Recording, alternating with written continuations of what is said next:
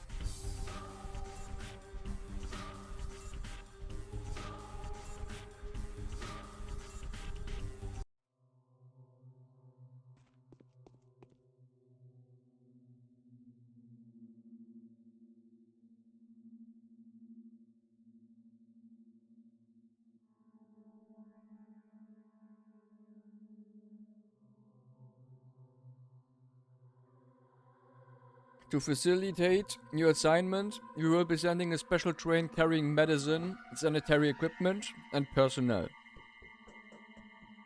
We expect the train to arrive in 4 days. Oh boy, das dauert. Am 6. Tag dann. The Inquisitor, allegedly Mark Kaminsky, or Peter Croy, will travel separately.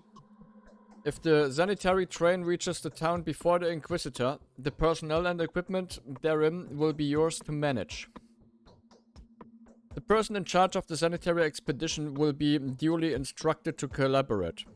We hope that by that time you will have exhaustive information as to what the nature of the disease is. Mhm.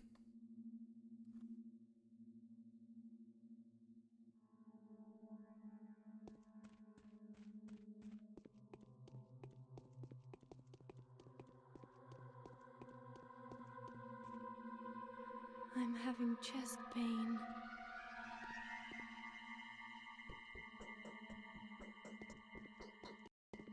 Mhm.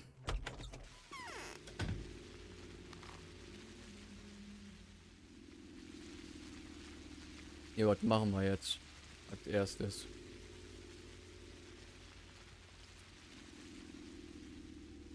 Was machen wir jetzt als erstes?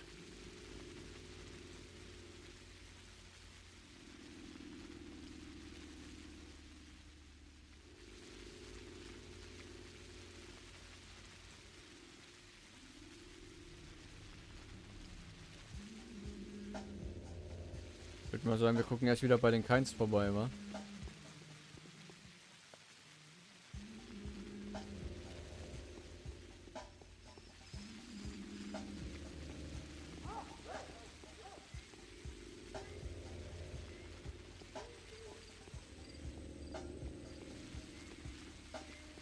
Ah, könnte mal eben übrigens noch schnell,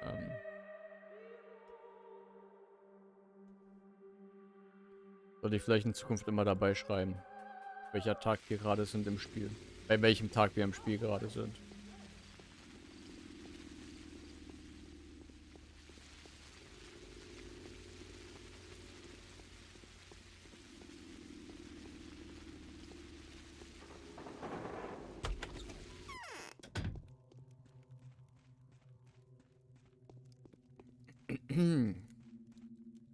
I feel as though my blood is getting thicker. An omen, is it not? Every hour brings us more trouble. Do you know anything regarding Ruben's whereabouts? Certainly no. The disappearance of Master Ruben fills me with sincerest regret. He is, of course, the person most to blame for the loss of our brother's remains. But that's not what matters. And what is? We have no competent people left except you. We are unable to put up a struggle. Is it true what I've been told, that you declined Saburov's request and did not accept responsibility for the town's future? Who told you such nonsense? Not only did I agree, I explicitly stated my eagerness to do all that is within my power. You are a noble man, Bachelor Darkovsky, so we do still have hope. That's my duty towards the power of that be. I'm acting in accordance with my beliefs.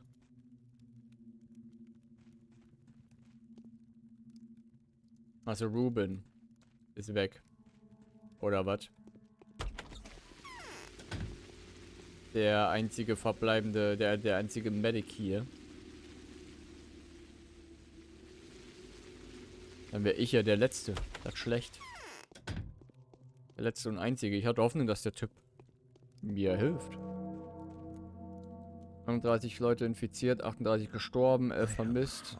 114 Leute schon tot, currently infected 51. Who could have thought?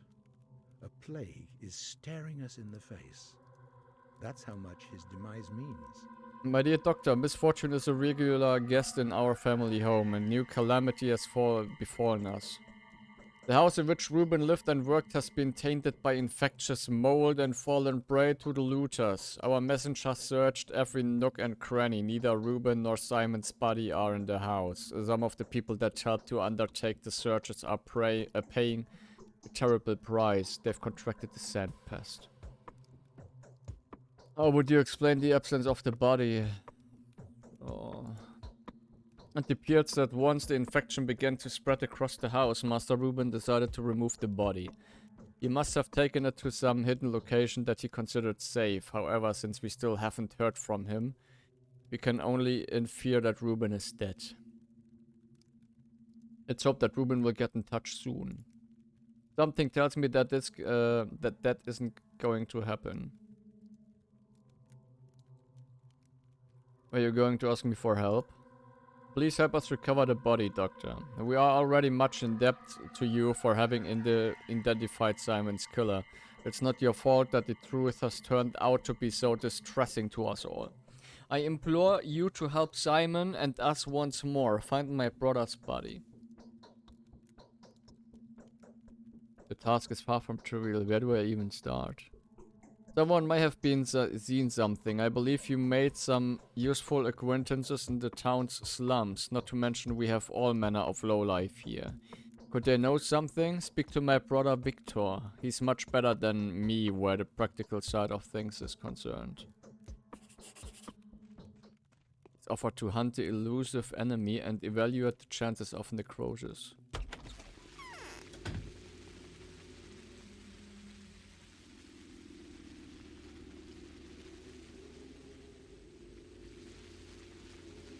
Ja, wieder zu Victor rüber.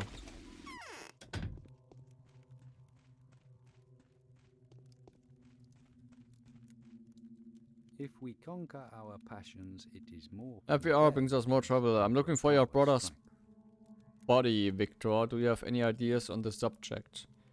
I do. If I were you, Olgimski's son would be the first person I'd turn to. Young Vlad, nicknamed Charon. Ruben and he have had some business together. He knows places where Ruben may have taken the body. I talked to him. Vlad the Younger is a loyal son. He may be cynical, but deep inside he believes in the prospects of vessel ethics. He has no reason to conceal a crime, but he'd never help us knowing that we're acting against his father's best interests. Notwithstanding our respect for each other. Tell everyone in your household to remain indoors. If anyone had to be sent outside, don't let them back in.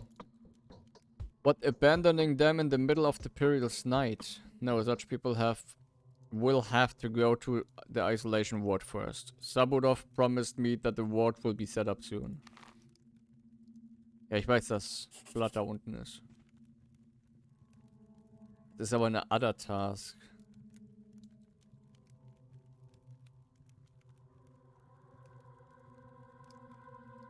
Okay. Das ist eine Nebenmission. Keine Hauptmission.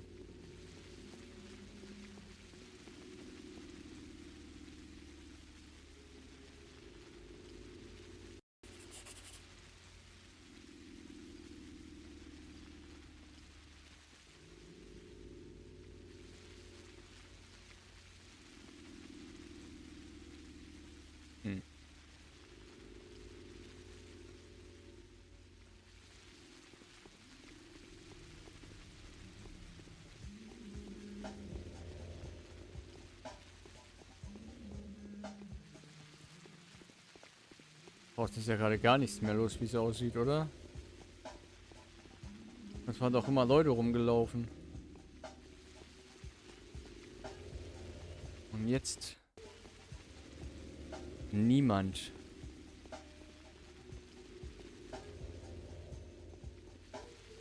Absolut niemand unterwegs. Ah, doch, da vorne ist jemand. Ja, das ist doch hier dieser Sticky oder so, ne? Ne, das ist ein normaler Typ. Leute sind doch noch draußen unterwegs.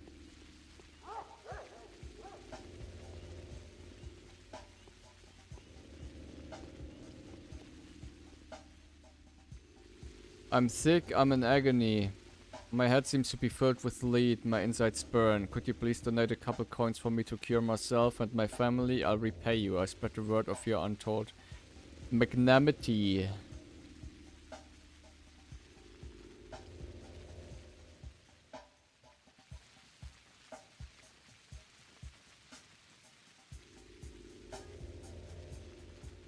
What can you tell me about the local cemetery? The cemetery? Why do you ask? You look like you may very well relocate there soon. Nee. The Call of Duty. Then it may be an interest to you that the local burial culture is extremely primitive. The late caretaker of the cemetery was a local too. He encouraged the backward practices of illiterate herdsmen. The dead are still being buried carelessly. Carelessly? What do you mean by that?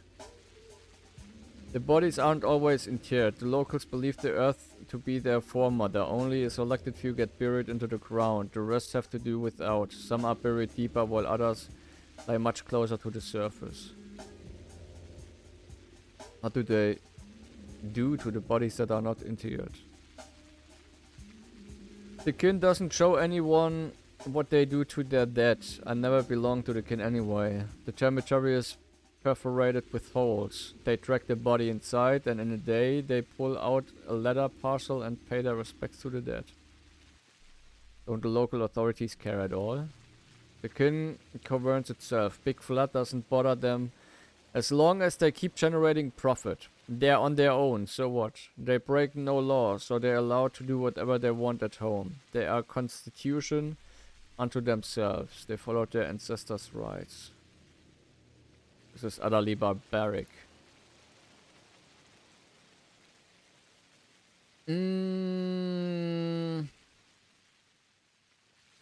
Komm, du kriegst einen Taui. Hat gerade jemand echt applaudiert? Das waren durchaus informative Informationen. Hat er sich verdient. Aber ich sehe hier auch nichts, ne? Kann auch sonst nichts machen. Ich hab Hunger.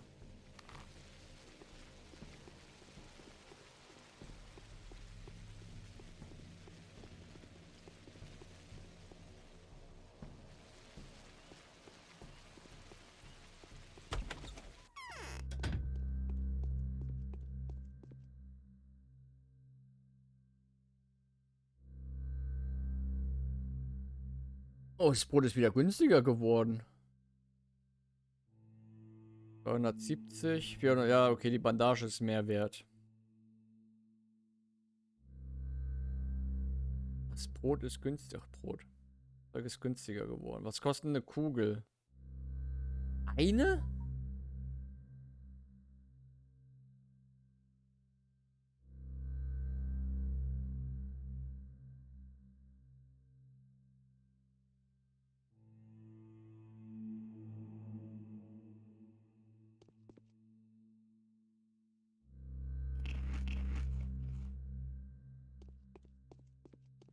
Das Zeug ist wieder günstiger geworden. Das ist gut zu wissen. Entweder war das jetzt nur in dem Laden so oder es ist in allen wieder günstiger geworden. Ich hoffe natürlich in allen.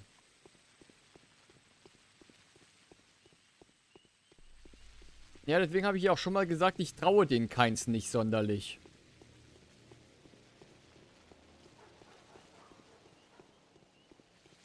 Und jetzt, wo ich ja auch gesagt habe, dass Sabudov mir relativ sympathisch zu sein scheint und alles und mir jetzt eben im Theaterstück gesagt wurde, dass der Gouverneur seine Macht missbrauchen wird, das gefällt mir halt gar nicht. Aber das ist der einzige Typ, dem ich aktuell eigentlich wirklich vertrauen würde, würde ich sagen.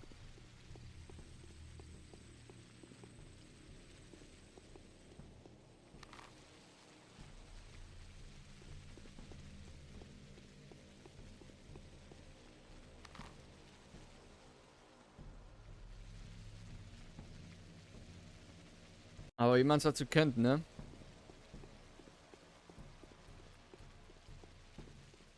Mit größerer Macht kommt mehr Verantwortung. Und nicht alle können mit so viel Macht umgehen.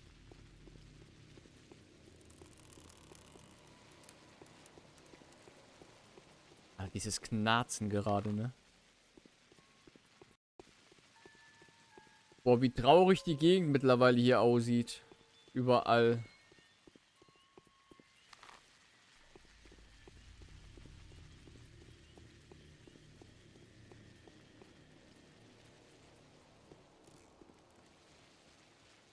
Also wenig Leute unterwegs sind.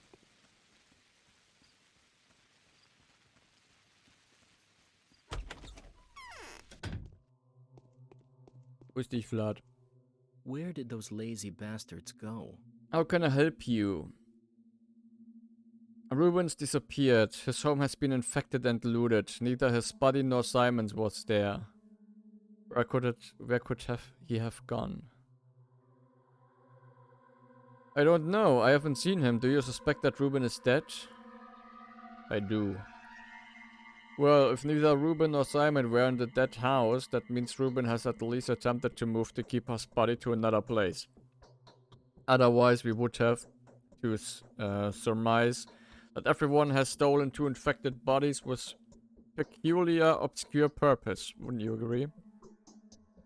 So what is that other place? There are several locations where Ruben could have taken the corpse, but I have no plan to reveal them to you until you do our family a favor in return. Oh, come on! Unless it takes up too much of my time. I want to settle the dispute between us and the Kinds concerning our unwillingness to let emissaries into the cemetery. I don't know what the Kinds are thinking, but we are not harboring anything or anyone there that could be of even remote interest to them, especially to deeply esteemed fellow Victor. Ey, hier ist eine fucking Pest, die rumgeht, ne? Eine Plage, eine Krankheit, die Leute tötet. Und statt mir zu helfen, willst du erstmal den Stress, den ihr zwischen euren Familien habt, lösen. So, why don't you let the inspectors in? First of all, it's dangerous. The rebel is rioting. I've told you about that more than once already. Secondly, father will not submit to the younger kind's orders. If this keeps up, well, we'll soon be taking orders from his 10-year-old son.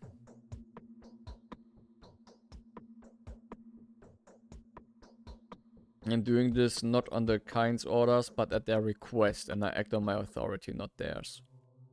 Sounds elaborate. Very well then, I'll give you one more reason to keep the cemetery closed for as long as possible, frankly speaking. It's you who should have prohibited us from letting anyone in there, even yourself. It's your direct duty. You mean quarantining the place? Exactly. Fortunately, we locked the cemetery off a day before the sand dirt came to our town. Should the Kinds insist, I have an argument that will easily convince both them and you. You require proof of the veracity of my words too, don't you? Yep. Yes. The Canes are hiding something too. They have their own skeleton in the closet, and it's even more unsightly than ours. Our closet is full of our own workers. Theirs is full of other people's children. If you can make sure that everything is well inside the polyhedron, then trust me, the cemetery is fine too. It's an enclave, a closed chamber. So you believe the quarantine will be effective in keeping the infection out of the giant bunkhouse? Certainly, did you not say yourself? At least that's how it was relayed to me. That walls are solid defense. Besides, think of what will happen if 10,000 people pour into the streets in search of food and gossip. Try to imagine the picture. Aber wenn doch schon einen Tag vorher das alles also dicht gemacht wurde, in Quarantäne gesteckt wurde, bevor die Pest da war. Hä? Dann haben die das ja wohl schlecht gemacht, damit die Pest nicht da reinkommt, sondern eher, würde ich jetzt behaupten, damit da was nicht rauskommt. Oder denke ich gerade falsch? Der hat ja gesagt, dass einen Tag vorher haben die schon dicht gemacht, bevor das mit der Pest losging.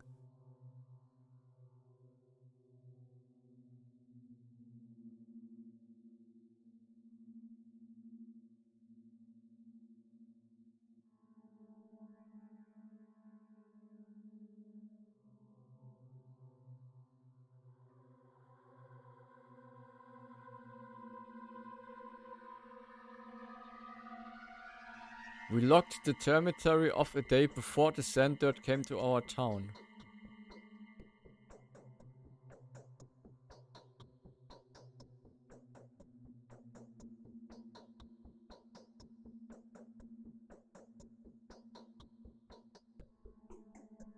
Entweder steht da was falsch oder da ist irgendwas faul bei dem Ganzen hier. Bei dieser, Termitary. Was auch immer das gerade bedeutet, ich habe keine Ahnung. Certainly did you not say yourself, sounds convincing.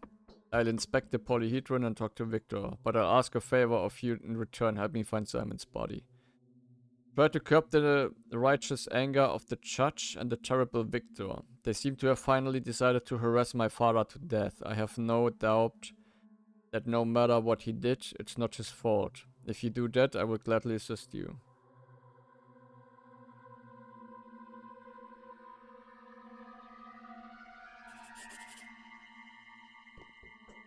Is the disease really contagious? It just occurred to me that the map with the infected areas charted on it would significantly help. Ooh.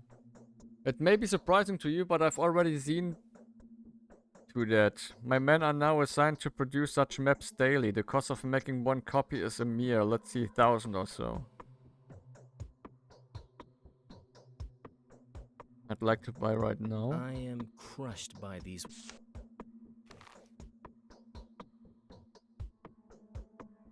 Okay, lass mich raten. Das hier ist alles Quarantänegebiet.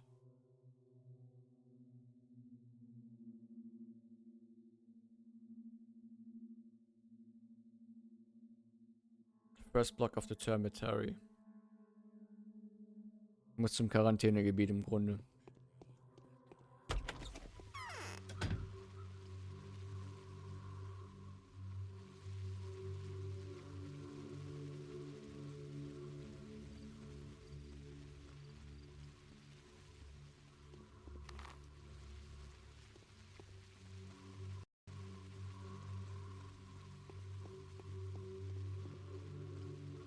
Ja, noch keine Ahnung, was ich hauptmissionsmäßig vor mir habe.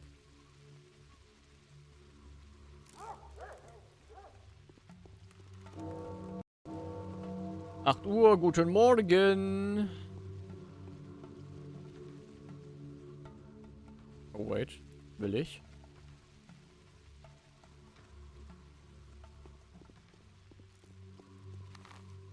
Einfach geradeaus im Grunde.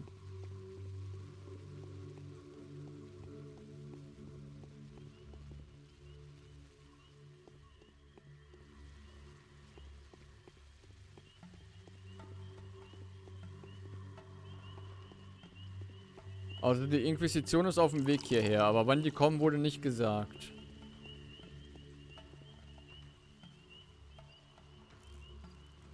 Also wann die hier ankommen, wurde nicht gesagt.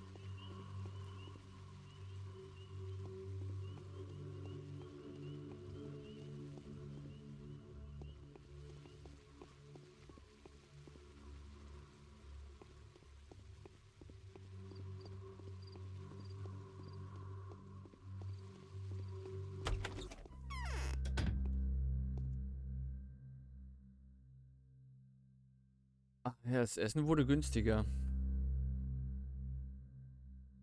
Die Knarre ist... Oh shit, ich hätte die Knarre gestern verkaufen sollen. Oh, verdammt, ey. Ich hätte die Knarre gestern verkaufen sollen, als sie noch knapp 5000 wert gewesen ist. Oh, ist das jetzt gerade bitter. Ist das jetzt bitter.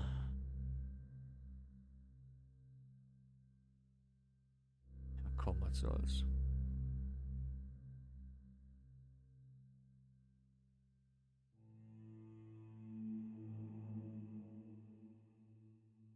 Das ist mies.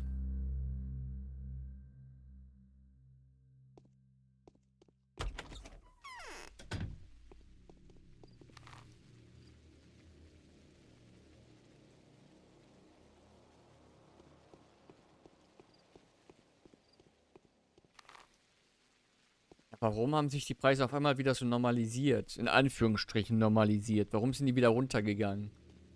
Ich würde eher vermuten, dass aufgrund, dass jetzt halt Quarantäne herrscht, dass es eigentlich eher noch teurer werden würde. Ob wir mit ihm mal reden können, wenn wir schon mal hier sind, aber der war ja eh nie so gesprächig. This girl is dangerous. Very dangerous. Skinners. No one can resist her. Yes, that was one nasty day, wouldn't you agree? Have you heard anything about the Ripper? Yes, I heard the rumor. Several bodies missing from the cemetery. Nevertheless, you must realize a single person couldn't have done it. Jetzt werden noch der Friedhof ausgenommen? There must be several people. One man just couldn't appear in several places at once over such a short night. But you'll have a chance to see that for yourself soon. Whom do you suspect then? The butchers, of course. It's a no-brainer. Even the sickest bastards wouldn't commit a blasphemy like this. Some people are shameless enough to use a knife, but no one except for butchers would steal bodies. It's dangerous and pointless to boot. Fine, I believe you. What? You're in charge of the hospital now, aren't you? We are already busy starting it. Do you want to know more?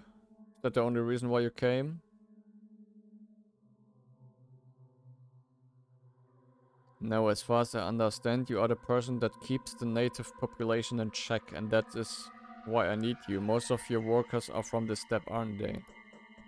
Let me put it this way, I have a certain influence on them, yet the only thing in charge of the kin is the kin itself. Keeping it in check is no easier than managing a community of silkworms or termites. The foreman of the abattoir knows how to do it, to a certain extent, but why do you ask? I need to work with dead bodies, since I still haven't been provided a place to keep my research uninterrupted. I need to find out a way to deal with the issue. The dead bodies are already being worked with. The person who's doing it will be eager to share the results with you. Look for him in the disease hotbeds. Most likely he had already gone there. Who is it, and how do I recognize him? He stands out from the crowd, my friend. You will know him at once. He's quiet, unlike the others, and has a steppe phenotype. There's a deep wrinkle on his forehead. He'll wear protective garments. I bet they'll be stained with blood. Okay.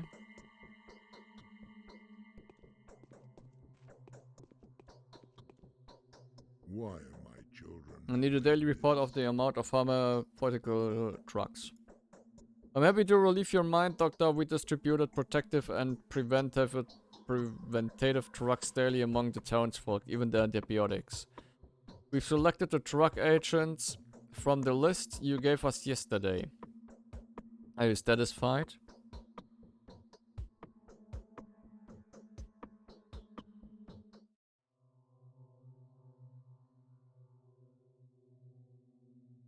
If you truly care for it at all, I'd be rather grateful if from now on my recommendation were carried out precisely and without superfluous wranglings. Let's see if it helps at all first. Oh my, aren't you a falcon? Please kindly spare me your Harrison's dir, Vlad. Das ist Vlad. Victor ist der andere. Ich habe die beiden verwechselt.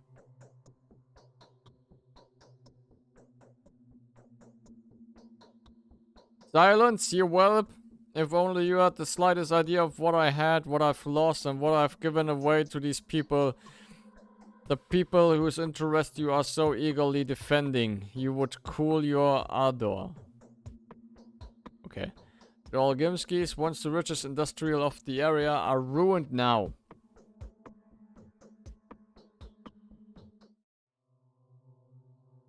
That's enough. If I have wronged you, I apologize.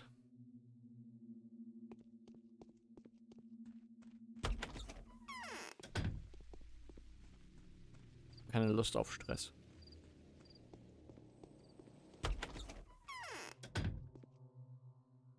Do you know anything about the disease? Would you like me to reveal the secret of a miraculous remedy for the sand plague? It's dangerous, mind you. I'm all ears. Have you ever seen antique boxes with chalky or bluish powder inside?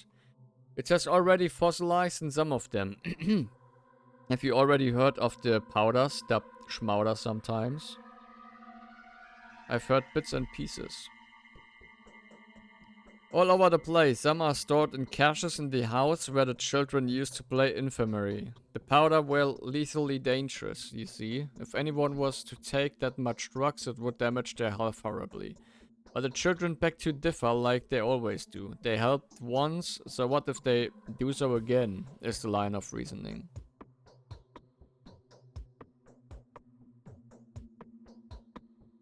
And what do you think?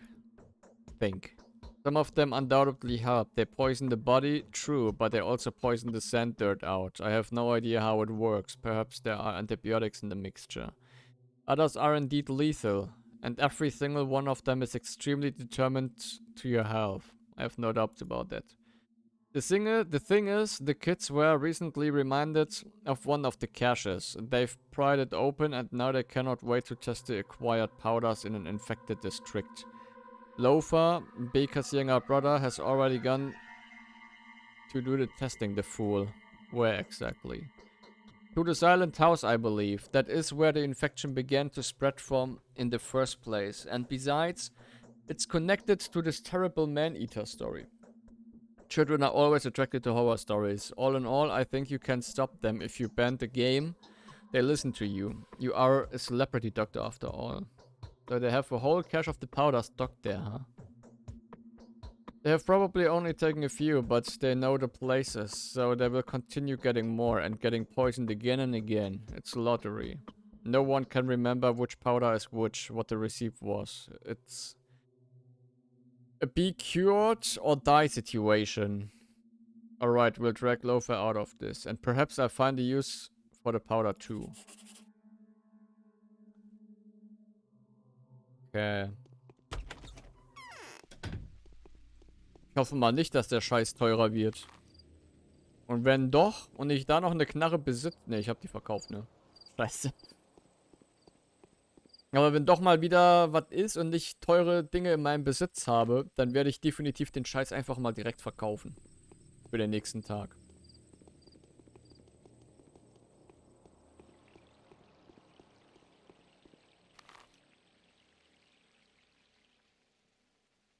The Boiler Room, Factory Building 1, the Old Facility, the Long Facility. Okay. Interessant.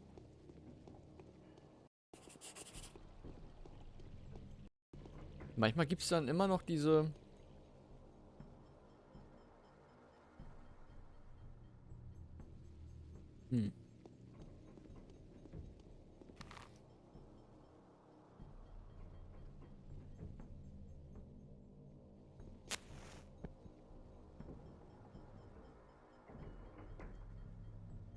Ja. Ach, ist Victor jetzt einer, der auf der Liste steht zu sterben oder was? Wird mir das dadurch immer gezeigt? Dass wenn ich jetzt verkacke, die heutige Tagesmission, dass dann Victor drauf geht. Dass er dann stirbt.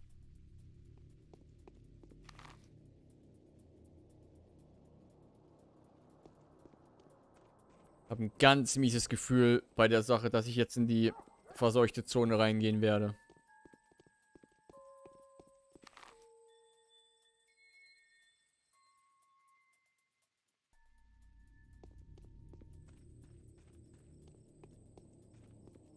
ist denn überhaupt gerade? Was will ich überhaupt genau machen gerade? So, die Cemetery. Okay, das ist ja beides hier zusammen, ne? Ich soll mir das hier angucken.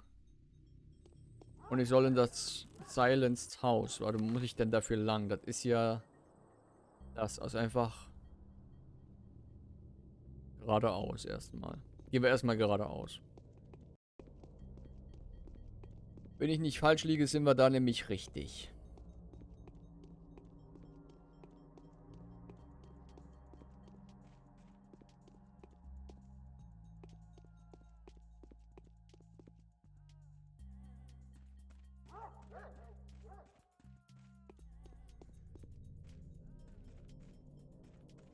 Oh Gott, hier die Häuser, die sind ja alle verseucht.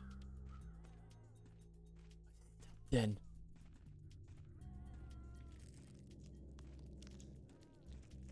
Fuck.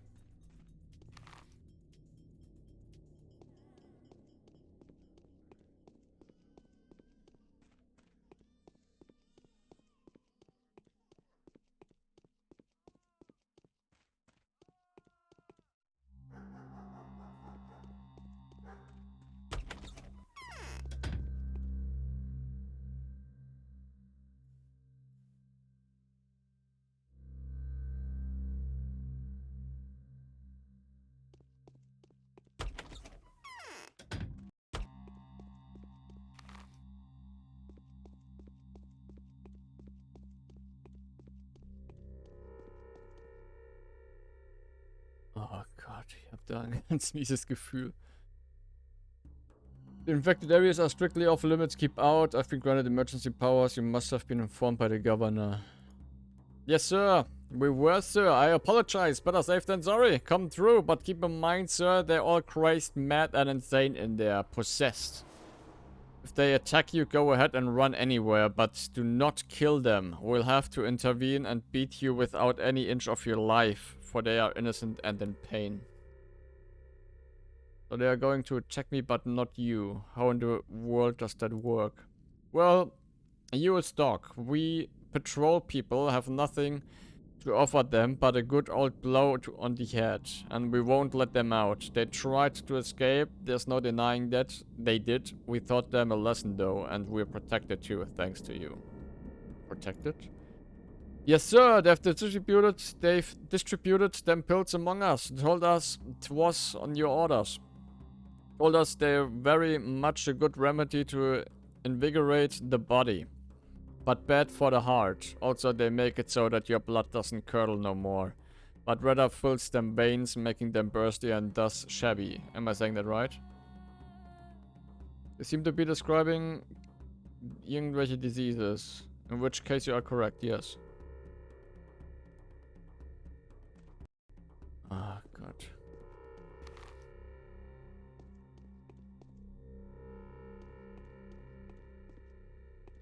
Wo war denn nochmal? Das war doch da, oder? Die Bude hier.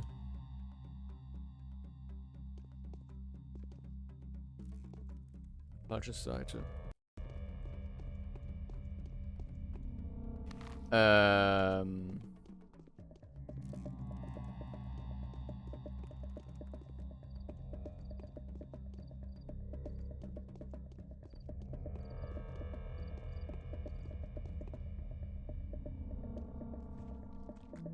What the fuck?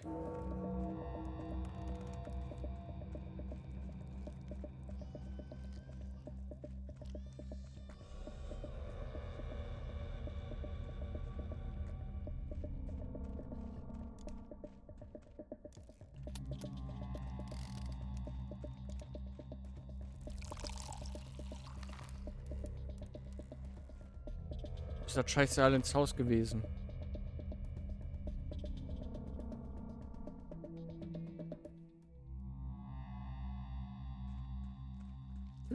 Oh Gott.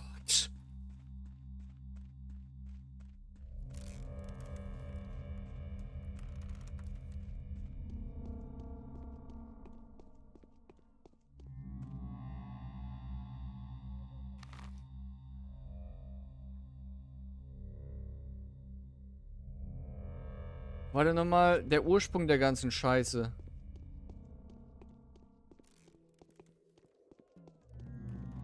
Alter!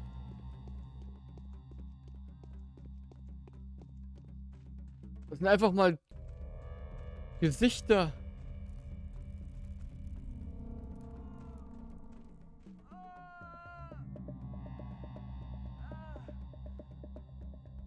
Danke. Brauchst du scheinbar eh nicht mehr. Ouch. Loafer. That's me. And how do you know me? What are you doing here? Victoria told me. Capella knows I'm here. Yeah, look, could you tell her I didn't go anywhere and you just randomly bumped into me here? Or better still not here, but over there by the river. I will if you leave at once and give me the schmauder. I've been told that this is the place where this, you know, sort of tongue comes out of the ground. A tongue made of dirty lumps. Like made of thick air. You're standing at the exact spot, sir. You'll not would spare the rod and spoil the child. Give me the box, I tested myself. Oh, actually, you seem to be right. I do have a fever. Let me take the schmauder, will you?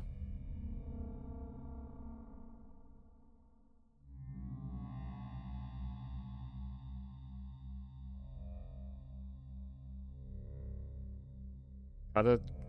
Good kinds. Do not tell lies. Give me the things and get out of here. Alright, I suppose I'm in no position to argue, but you will confirm that what really happened here, right?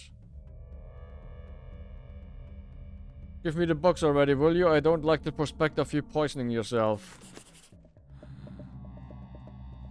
What the fuck? What does? Infection?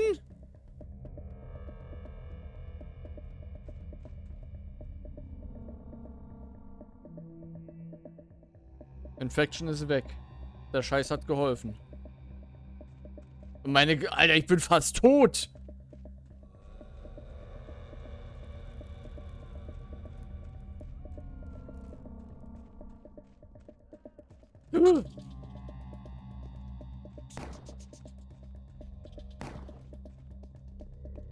Oh, hier laufen jetzt auch noch Ratten rum. Muss ja noch auf Ratten aufpassen.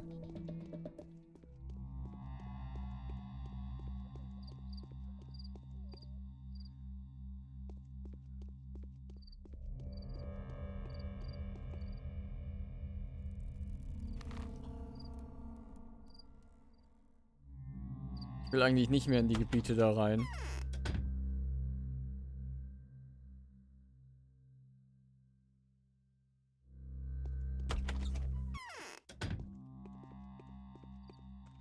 Aber eigentlich will ich schon, weil da war noch etwas, das ich mir angucken wollte. Direkt da links.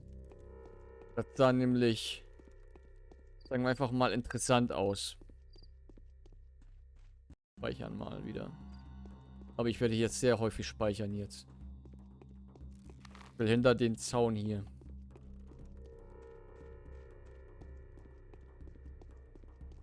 Ah! Geh weg!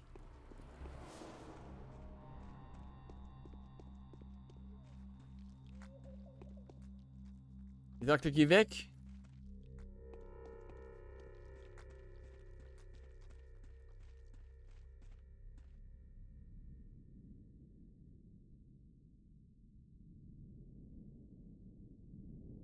Sprich hatten wir ja schon.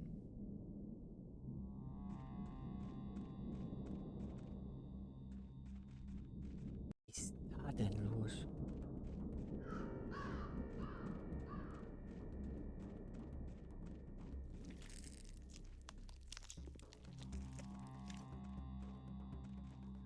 Da merkwürdige Geräusche.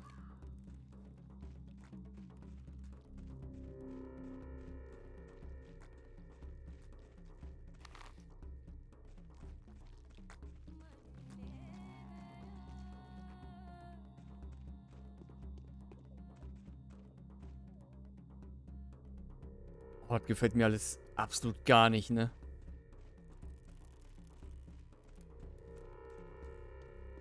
immer noch keine Ahnung, wo ich mit der Hauptquest anfangen soll.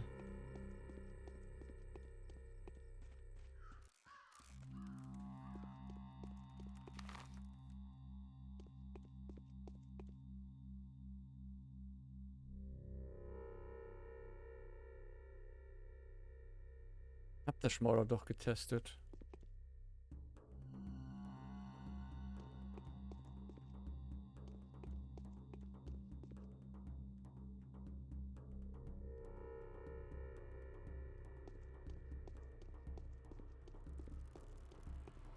Muss aber sagen, es hat mich halt schon geheilt von der Infektion, aber es hat mich auch fast gekillt. Komme ich denn da jetzt rein?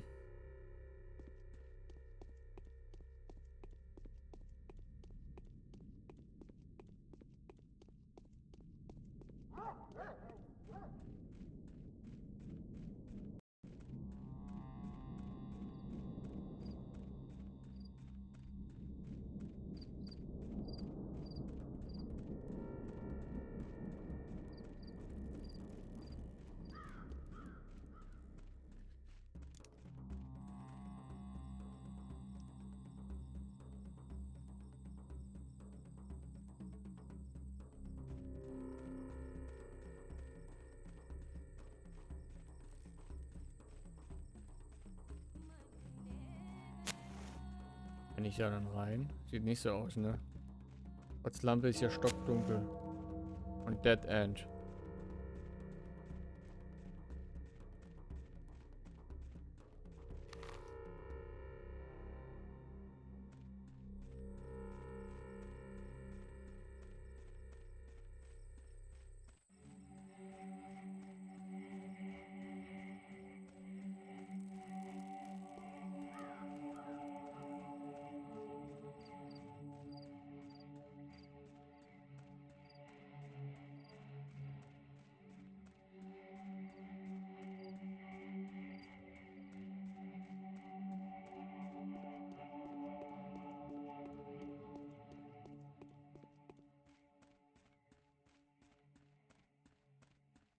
Hm.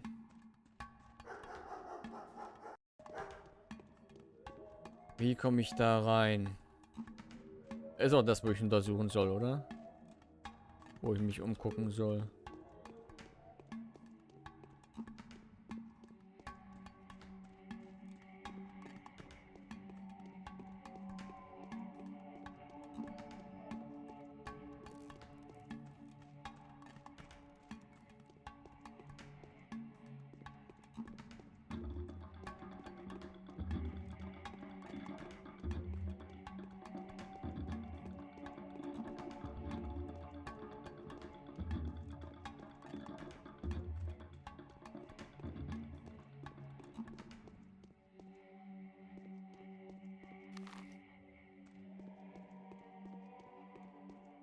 Nicht da vorne rein?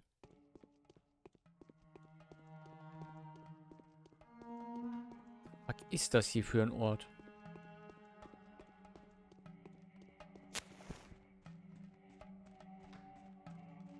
Nee.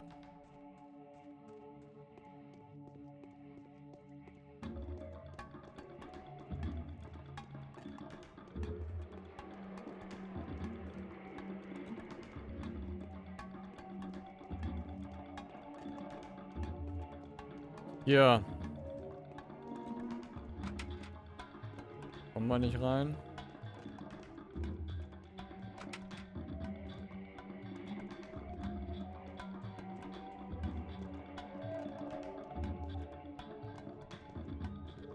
Kommen wir nirgends rein.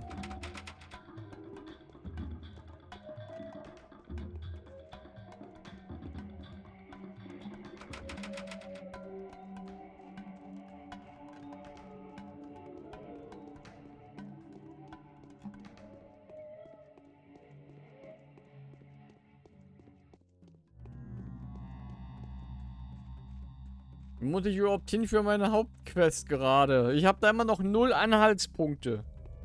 Vielleicht wieder zu Sabudov?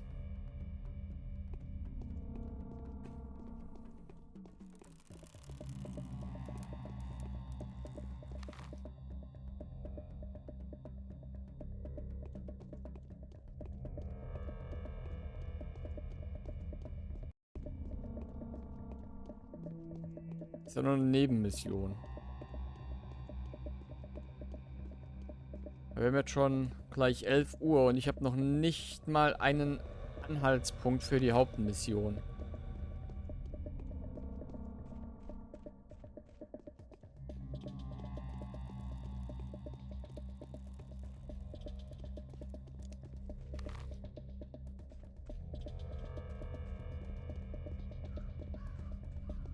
Warum brennst du weg?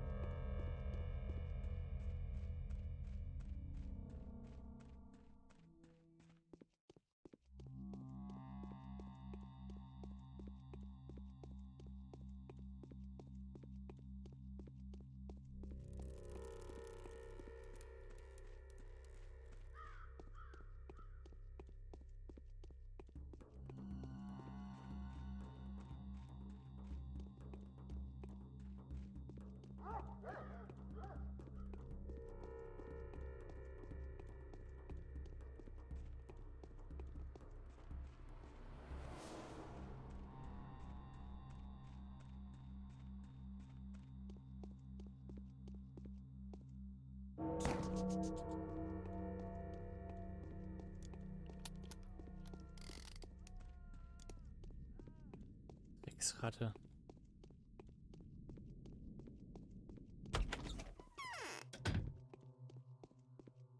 My chest hurts.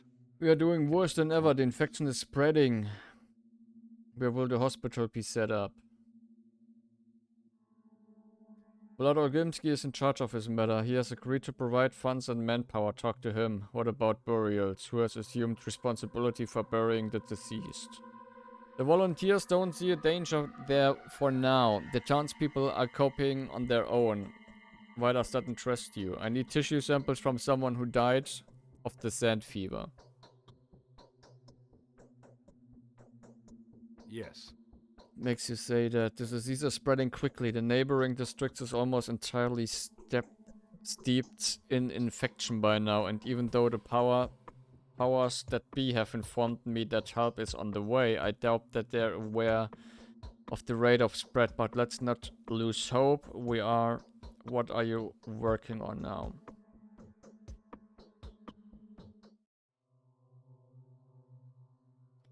I intended to start studying the pathologic culture now, which is why I'd like to ask for your help. What kind of help can I offer you? I need equipment. I found out by chance that Isidore's laboratory was ransacked during the recent riots. I'd be grateful if you found the perpetrators and confiscated what they had looted. Yes, I've heard that. They're already being investigated. However, I would not call Burak's dwelling a laboratory. It was more of a workshop. There weren't many valuables there. Still, I will let you know when the stolen items are recovered. Okay, danke. Immerhin etwas. Aber immer noch kein Anhaltspunkt für die Hauptstory.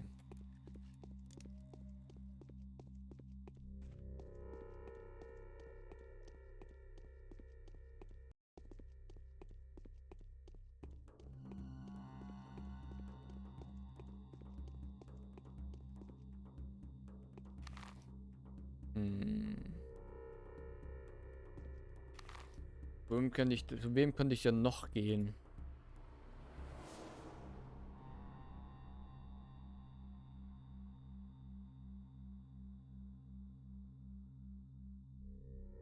Wir waren jetzt bei Vlad, wir waren bei Viktor, wir waren bei Saburov, wir waren bei den Kains. Mit wem könnte ich noch reden?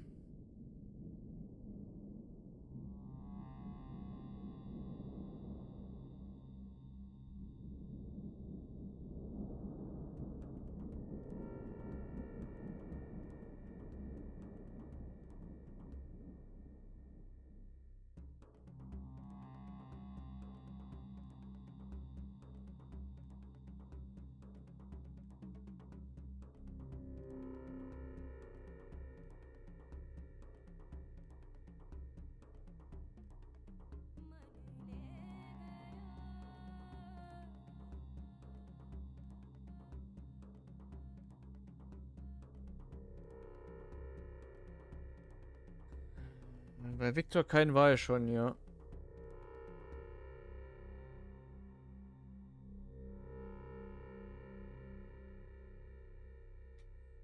Könnten mal noch bei Saburovs Frau mal vorbeigucken. Und beim Shelter. Aber das war's auch schon. Mehr wüsste ich gerade nicht.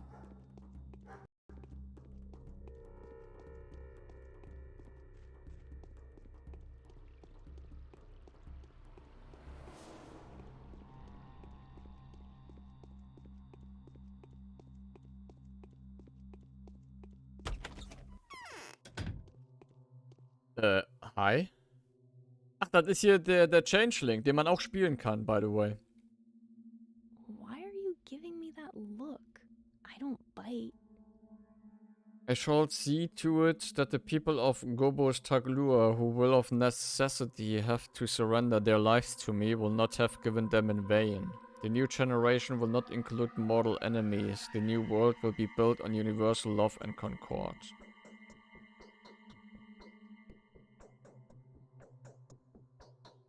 Are you intending to build a new world? Yes.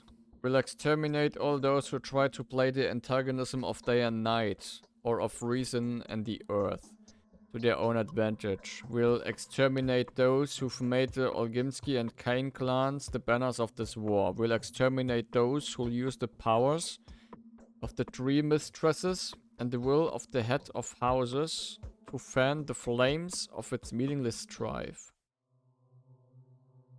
Are you alright, girl? Feeling sick, maybe? Someone's going to have to cleanse away the filth. The party of the humble will lay itself upon the altar of the common good. And people will hate us, instead of mourning our sacrifice. Only those we take with us will grow to love us. This is what will be. Thus say I, and the mistress had my word.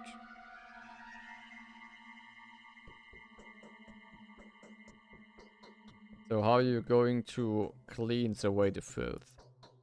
They'll exterminate themselves. Everyone is at risk now, and death will more than once raise its sights over many.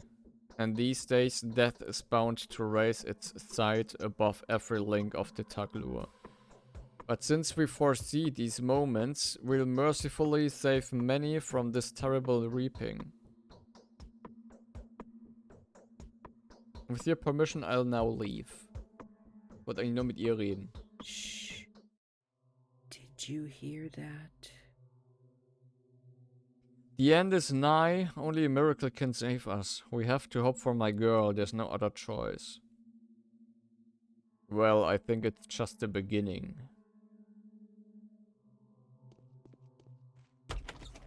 Die war also auch keine große Hilfe.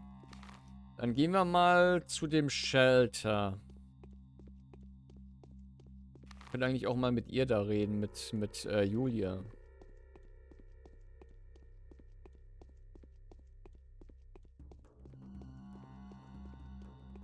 Ich muss auch sagen, irgendwie bin ich schon so ein bisschen ein Fan davon, von dem Gedanken, dass wenn du halt einen neuen Tag anfängst, du keine Anhaltspunkte hast. Dass du überlegen musst, okay, was will ich jetzt als nächstes machen? Wo geht's weiter? Dass dir nicht gesagt wird, ey, geh jetzt sofort dahin und rede mit der Person. Auch wenn es ein bisschen nervig ist, jetzt überall rumzulaufen und damit wertvolle Zeit zu verlieren. Aber das passt schon, finde ich. Doch auch hier diese Trucks, ne?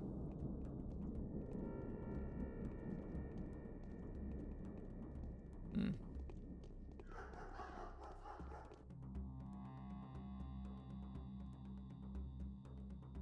Oh, die hat dieses Zeug. Ich habe genau 10 Nüsse. Ne, warte. Die haben verschiedenen Wert.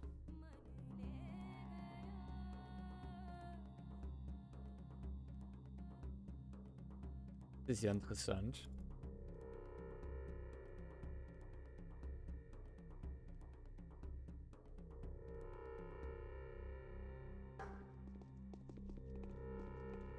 Brauche ich aber dennoch auch mal bald dann einen Händler, eine Apotheke oder sowas. Damit ich Medizin kaufen kann, um mich mal zu heilen.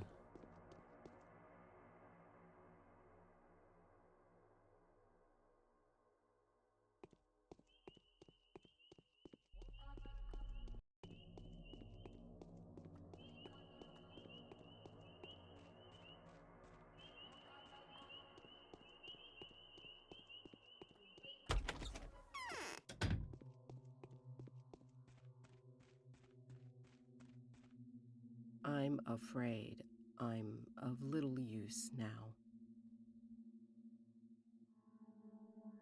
Die hat immer noch ihren scheiß Kopfweh. Die hat Migräne. Würde ich einfach mal jetzt behaupten. Migräne oder ein Tumor im Gehirn und hat damit Krebs. Die typische Google-Antwort.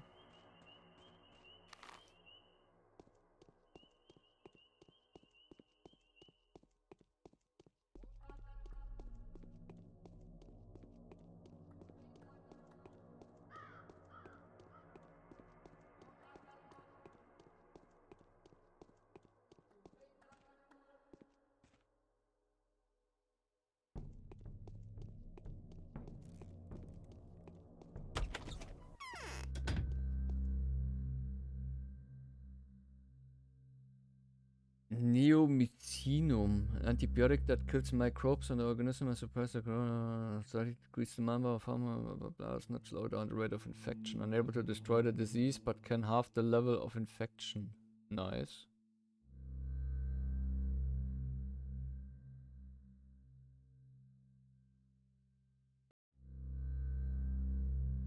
There was a small amount of health.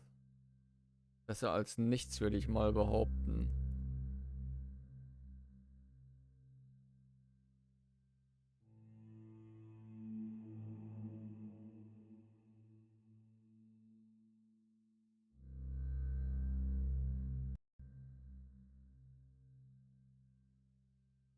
Ist ja nichts. Was hat das gerade? Meine Müdigkeit hochgeballert.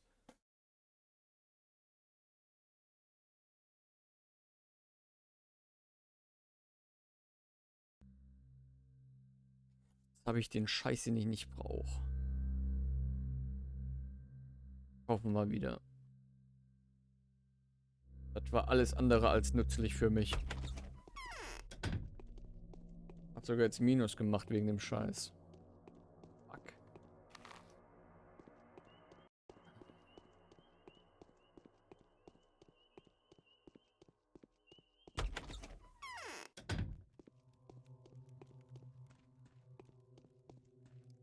They say changeling has been to Arnas. So nice of you to come. Are you tired? Hungry? Yeah. You've heard already that all the provisions been destroyed, right? They say it was the infected meat that caused the disease. So now there's no food at all. Only the food we've managed to snatch before it all began. So I have nothing to offer, save for some bread and milk.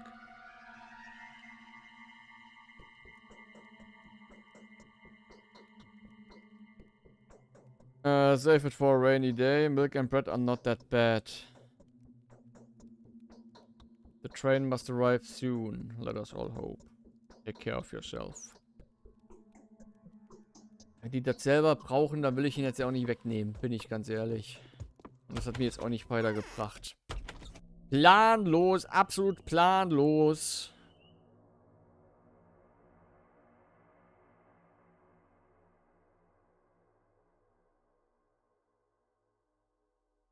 Die haben auch keine Post oder sonst irgendwas gekriegt.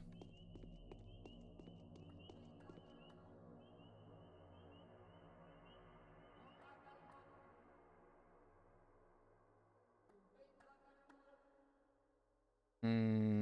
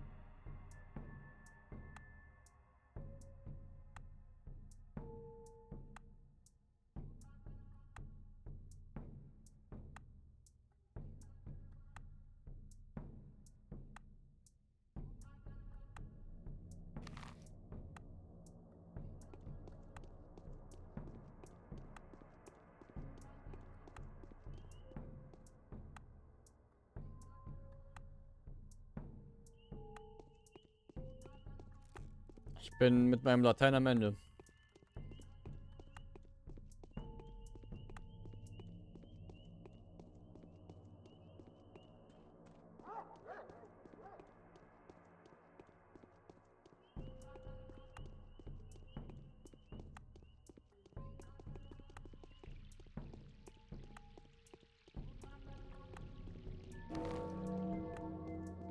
Habe ich gerade was gekriegt? Ja! Mir ist ein Brief zugeflogen. We need to plan the battle in advance. The battle being the task that lies ahead of us. I will not give up without a fight, even if everyone else has come to terms with their own mortality. We need to join our forces, Bachelor, and combine our diverse skill. Our enemy is invincible, ubiquitous, dissolved into the very things that we will need to purify. The enemy seems invulnerable, but it is not imperceptible, and whatever terror it instills in us is explained simply by our lack of knowledge. If we are to destroy the enemy, we need to study it first. For this, we need to capture it. This is our first and foremost priority. Please forgive my reiteration of self-evident things like these. My only reason for spelling it all out is to better understand it myself. Our goals are not quite the same. I strive to save as many lives as possible, whereas your purpose is to put an end to the outbreak.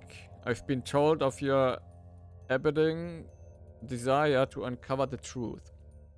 I would gladly help you with that, if you will help me achieve my goal. Together we can eradicate the disease and save everything that might still be saved. Stark Ruben. P.S. You will find me at my secret blah blah blah warehouse district. Oh. Also er lebt doch noch. Er hat auch darunter nicht zu ihr. Oh, ich bin so komplett vergessen.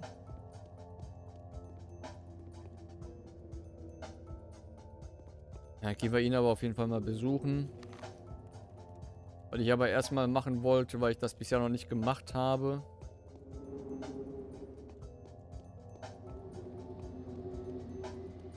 Ich wollte mal dieses eine Konstrukt hochgehen.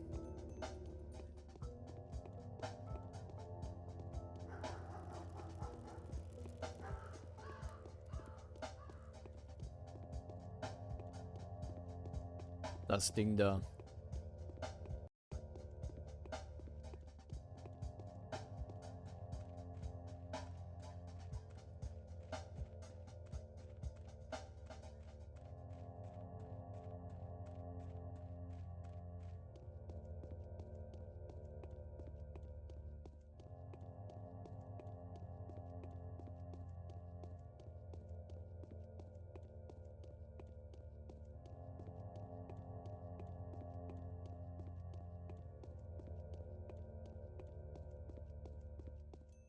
Muss hier irgendeinen Grund geben, warum es das Teil hier gibt.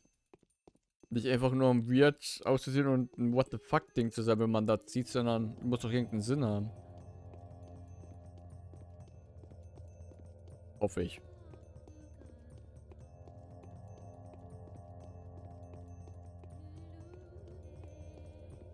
Boah, ist aber auch ein weiter Weg gefühlt. Ein langer Weg, sagen wir es mal so. Wenn man die Zeit im Nacken bedenkt, die man die ganze Zeit hat.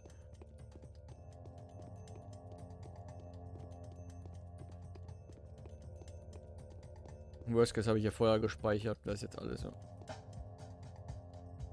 Hallo?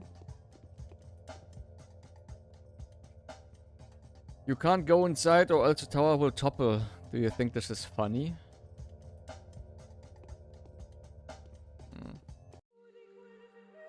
Das war verschwendete Zeit. Bevor ich erst wieder runtergelaufen bin, ist doch eine weitere halbe Stunde im Spiel vergangen. Na, weitere, also eine Stunde, die mir da wohl fehlen würde, wäre jetzt meine Vermutung. Ja, kann ich voll ganz verstehen, da bin ich bei deiner Seite mal, auf deiner Seite, Marker. Bin ich voll und ganz bei dir.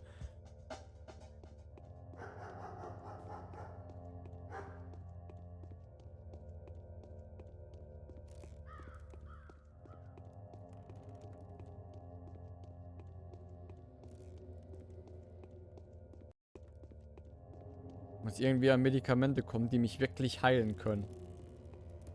Ich hatte nur einmal was davon gehabt und seitdem habe ich das Zeug nie wieder gesehen.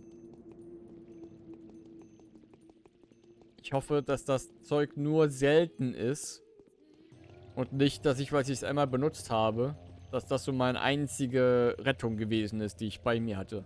Für das ganze Spiel wohlgemerkt. Das wäre ziemlich hardcore, wenn dem so wäre.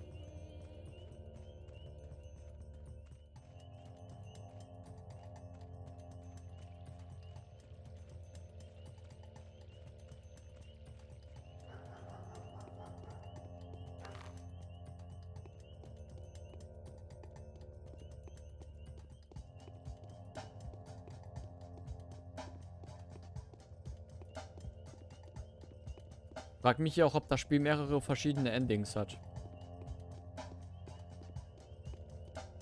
Oder ob es halt nur sowas wie, keine Ahnung, einen Bad und ein Good Ending hat. Oder ob es halt mehr gibt, wenn es überhaupt ein Bad und ein Good Ending hat.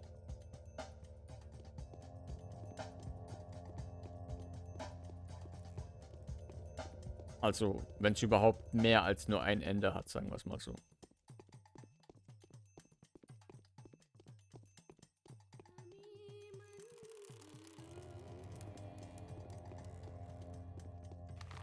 Aber das mit der Pest und mit den Ratten, also diese Pestwolke und die Ratten sind wohl nur in den infizierten Gebieten. Was ich gut finde.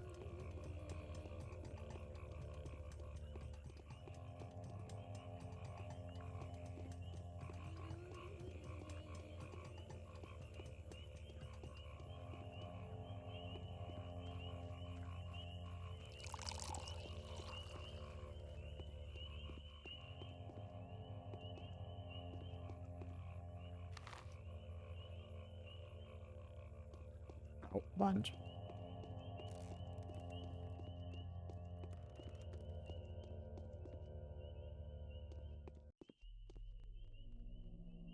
Ich glaube, es war noch nie so wertvoll, den Müll in dem Spiel zu durchsuchen.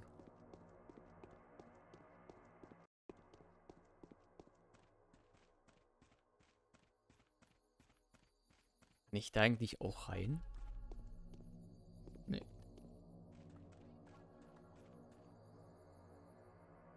Oh, ich hoffe nicht. Aber es würde mich nicht wundern, wenn das in den nächsten Tagen noch richtig zur Hölle wird hier.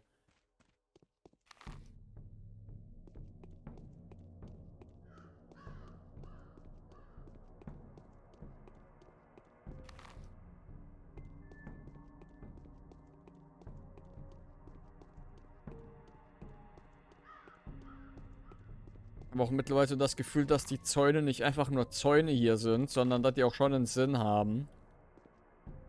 Weil die anderen Zäune, die ich gesehen hatte in dem Gebiet, die stecken nämlich gerade die Quarantänezone ab.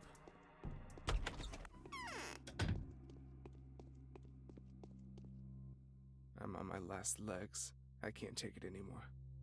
Dear colleague, by some happy coincidence, I managed to get my hand on a certain vessel that I believe I can recover the pathogen from. Which means we are now all set to research the vaccine Impfmittel.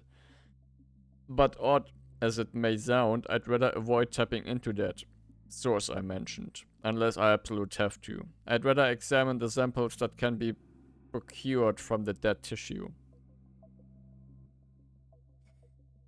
Where is Simon? I kept him at an ice cellar not far from here. Georgie is infuriated. Why didn't you inform him of where you took the body?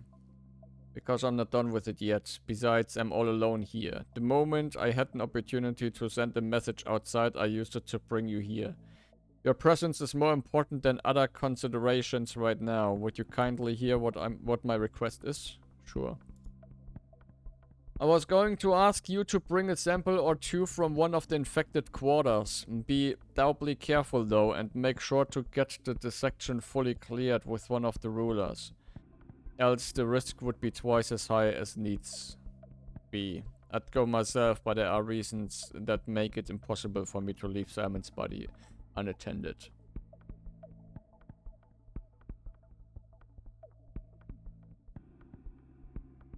It's not so difficult as it is, but to take samples I need syringes, sterile containers, ice packs. I see none of those here.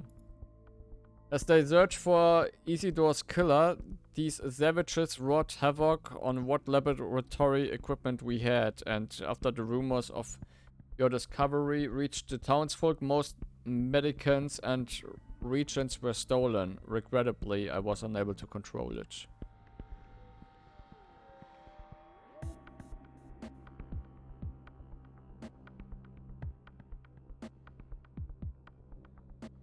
Need to investigate the matter, apprehend the looters, and recover the medicine.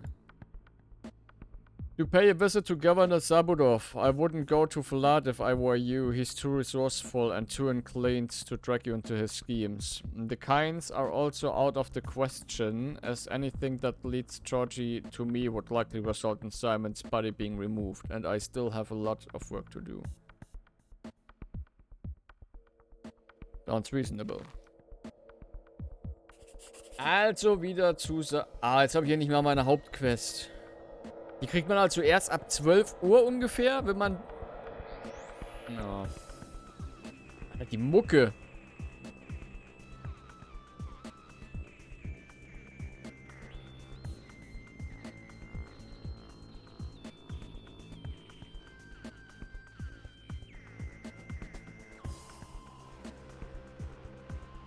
Ist schon echt geiler Soundtrack.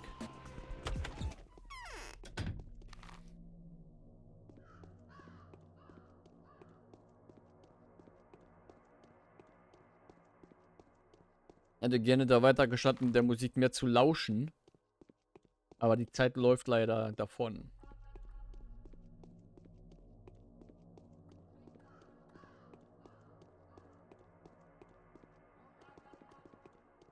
Ich hatte mal Gameplay gesehen von Pathologic. Vor längerer Zeit.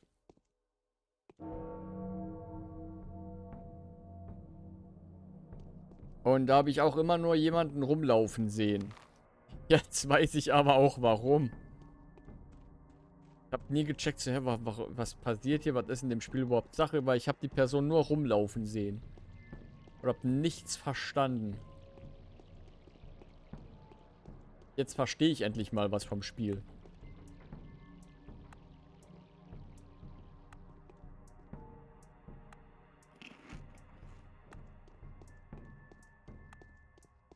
Aber ich glaube, wenn jetzt jemand einschalten würde, der den Rest nicht mitbekommen hat, der würde auch komplett auf dem Schlauch stehen, was hier überhaupt Sache ist.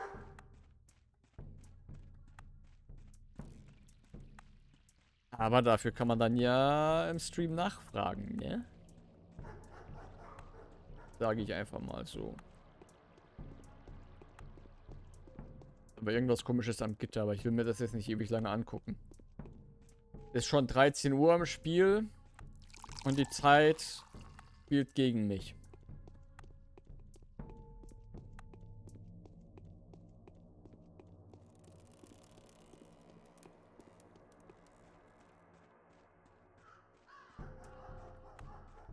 Ist viel schneller, sollte ich mir mal merken, wenn ich hier durch dieses Tor gehe und einfach um das Gebäude herumlaufe. Anstatt mich an dem scheiß Zaun zu richten und einmal hier komplett rumzulaufen.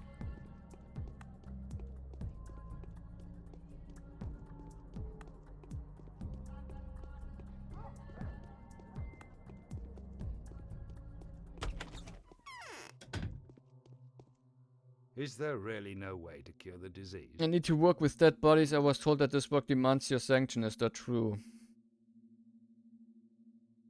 I regret to say no one can help you here. Local superstition prohibits any violation of a body's integrity. Add a cult of the dead on top. If they see you dissecting a corpse, they might tear you to pieces. It has already happened once. Essential for my work. I understand, but there's nothing I can do. Let us pretend this conversation never happened. You might want to turn to your new acquaintances. As far as I can judge, they are ready to do anything you ask.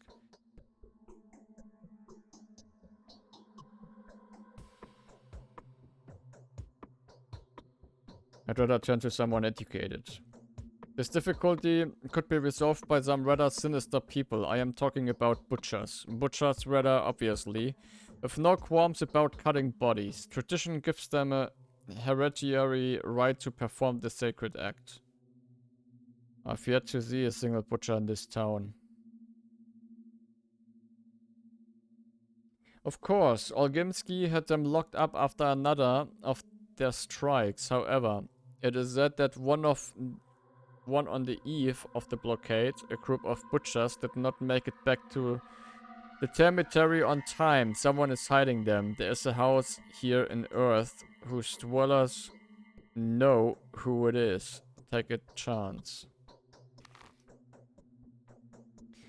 Die war ich doch schon mal.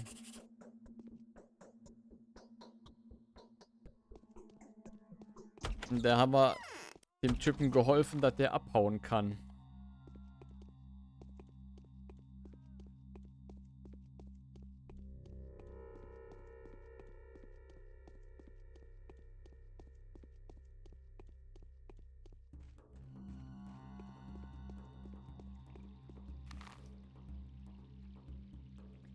Ist halt schlecht, ne?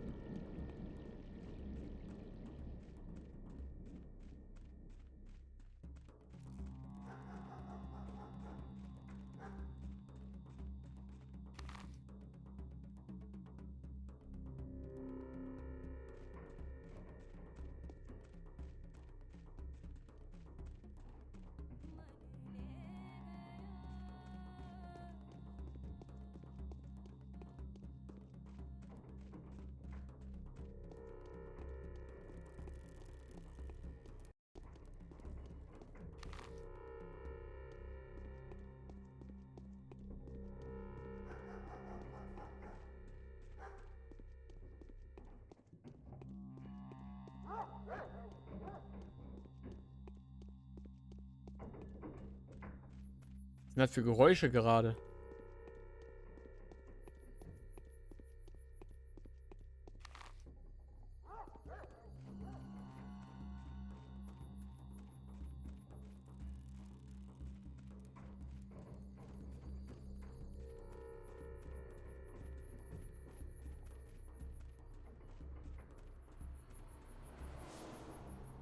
Und auf jeden Fall keine, die mir gefallen. So viel kann ich schon mal sagen.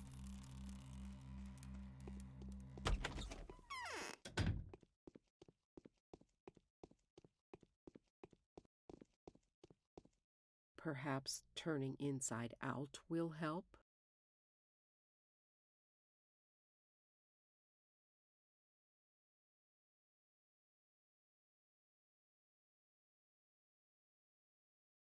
You're concealing runaway butchers in this very house, Espity. Well, crucify me. What's this about? Running more errands for the Olgimskis? No, this time I've come on my own accord. I need your help.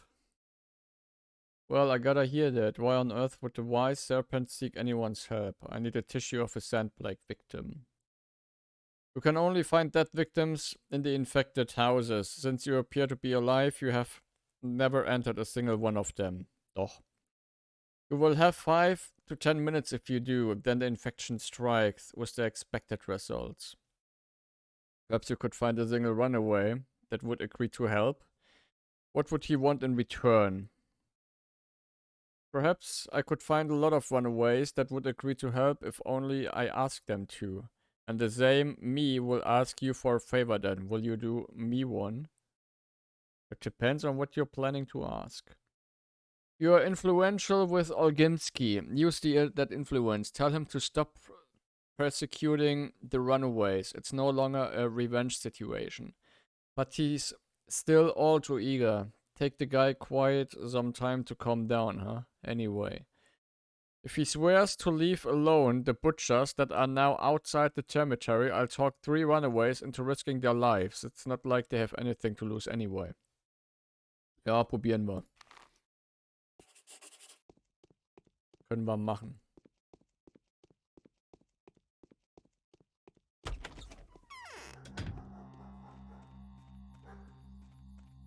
Das können wir machen und probieren. Hoffentlich erfolgreich, wohlgemerkt. Ist das vielleicht von der Fabrik die Geräusche hier? Ist ja gar nicht mal so weit weg. Von meiner Freude.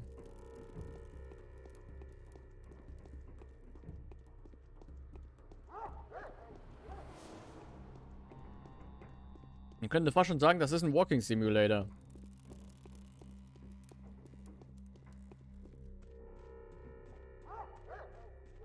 Pathologic. Wir haben jetzt 15 Uhr, ne? Ne, 14 erst. Zum Glück.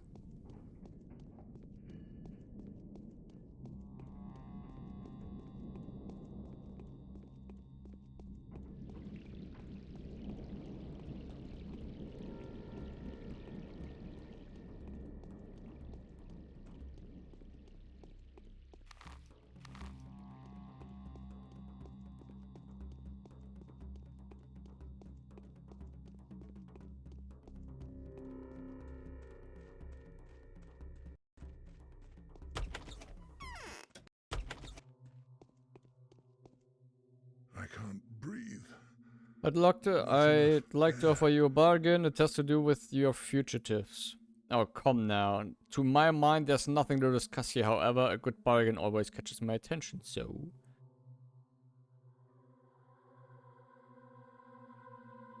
Can you donate your runaways to me? I can guarantee that they'll die in the end. I want you to stop pursuing them. What do you want in return? What's in it for you? I have my own job to do and I need these people. As for now, sadly, I cannot disclose to you as to why.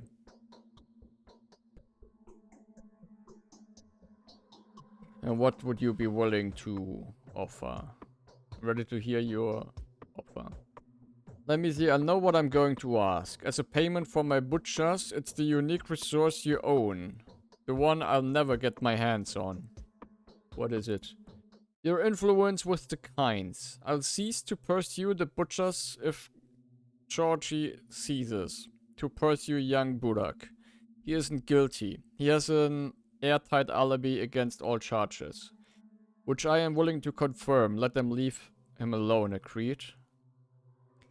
Burak ist der beschuldigt wurde,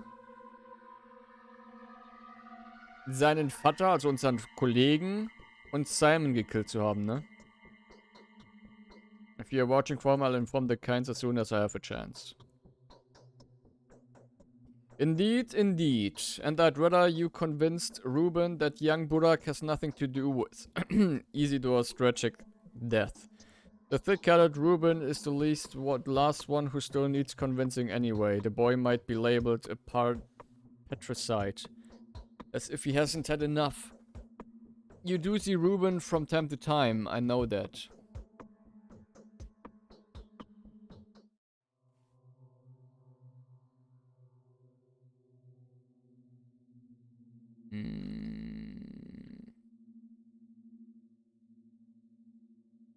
Okay. I haven't finished yet, apart from that. I wish they stopped torturing me about the cemetery. I'm tired of repeating that it's clean. That is why it was closed in the first place.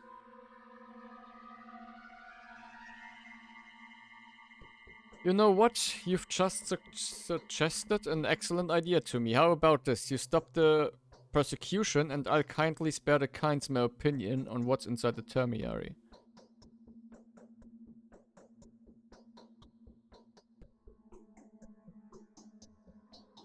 This won't happen before I closely examine the termiary myself.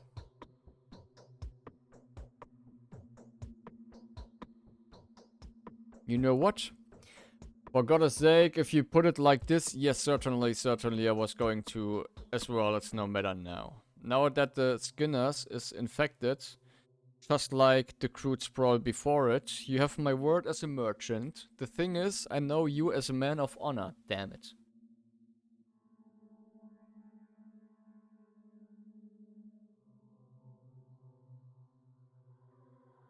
I'm glad we have an agreement.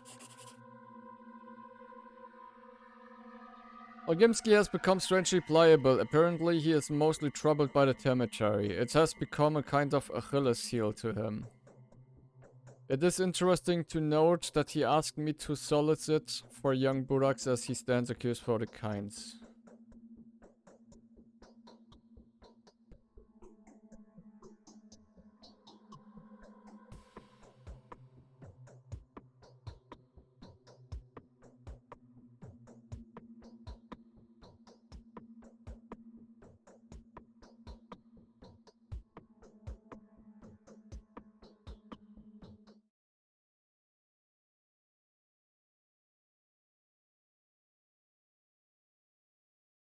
Dann bin ich jetzt hier fertig, ne? Das heißt für mich wieder zurückgehen. Ich denke jetzt einfach mal Kloster oder sowas in der Richtung. Da, wo wir gerade waren.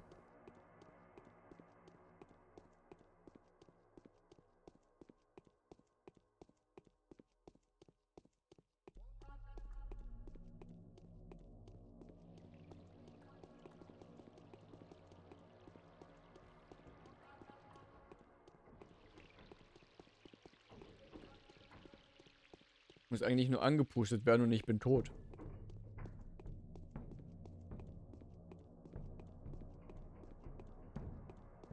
Macht mir Sorgen mit der Gesundheit.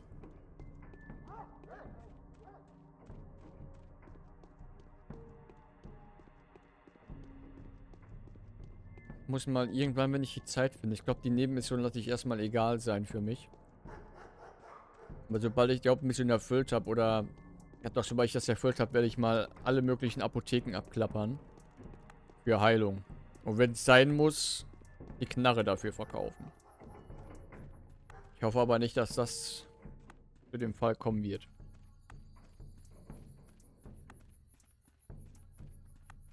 Aber mehr als hoffen kann ich in dem Fall ja auch nicht.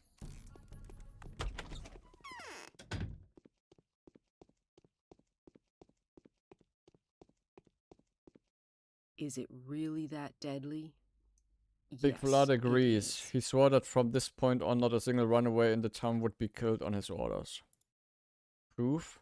I've already done. The orders have been issued for Zabudov's patrolman and the Olgimsky's man, sealed and delivered.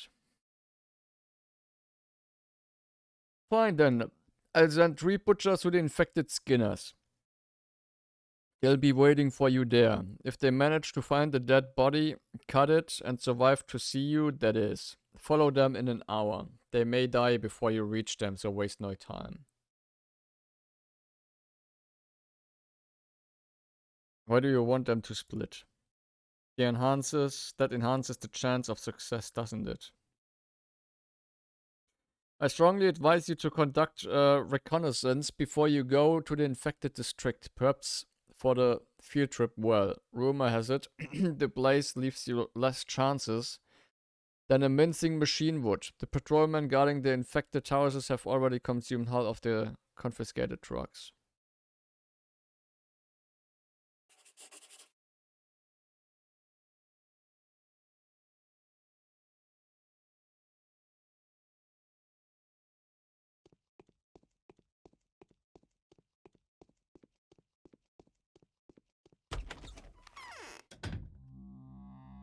Da ist nirgends eine Apotheke hier, ne? Glaube ich.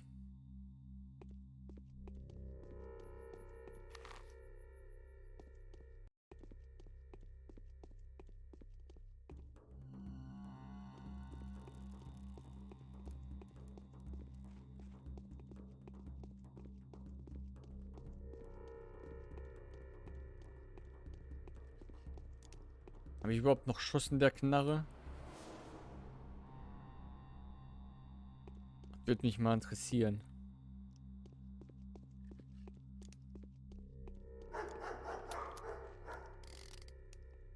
Aber scheint wohl so.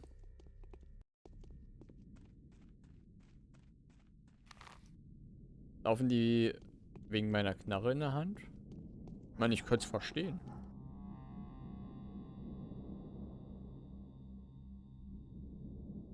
Ich glaube, ich gönne mir mal Revolver-Munition, ganz ehrlich.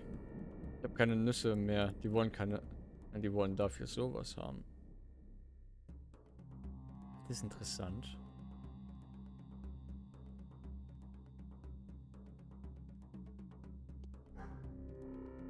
Dafür habe ich jetzt genau einen Schuss, war.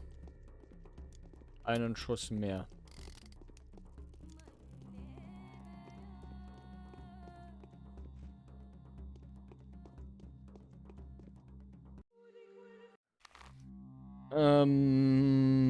Wo finde ich die Butcher denn jetzt?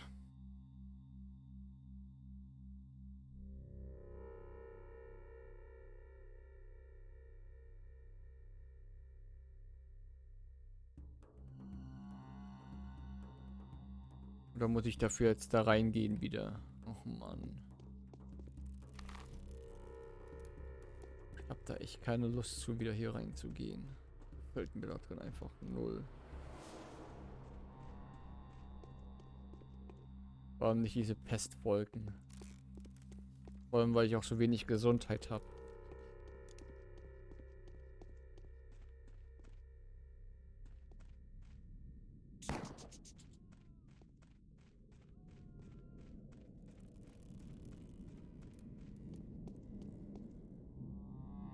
Na, hau ab, du Scheißratte. Ich hab gesagt, hau ab. Ich darf die einfach nicht.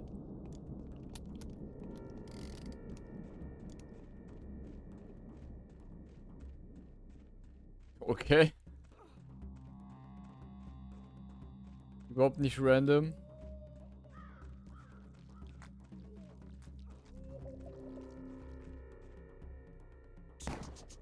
Endlich mal erwischt diese Scheißvieh.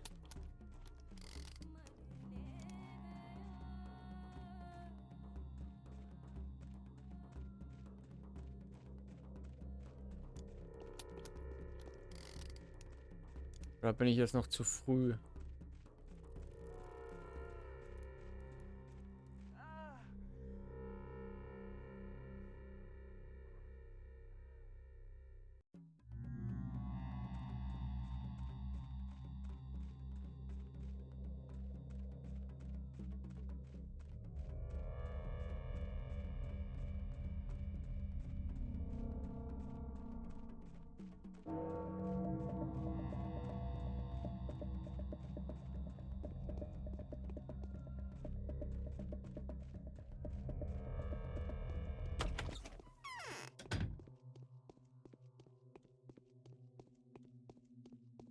Immer noch hier.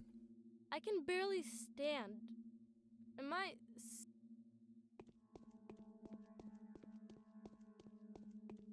Gut, vielleicht kommt der auch nicht raus wegen der Quarantäne und so, ne?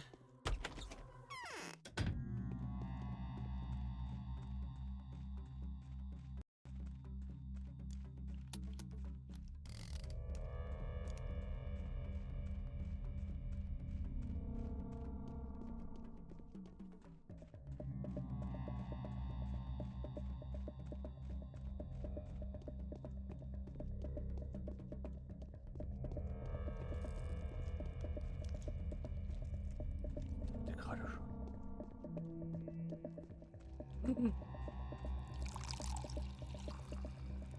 Ah, wen haben wir denn da?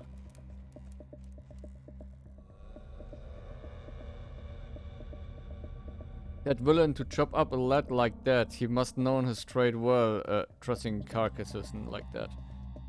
And the likes. Look over there. They're carrying the body with all the cuttings. Where to? The cemetery. Where else? To prepare for burial. Why do you ask, sir? It's you who have to report to me, volunteer, not the other way around.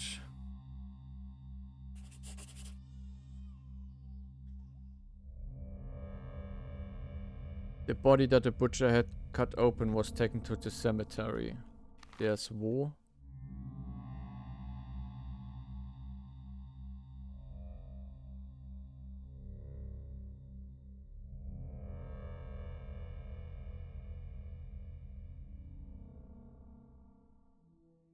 Wo ist der fucking Friedhof?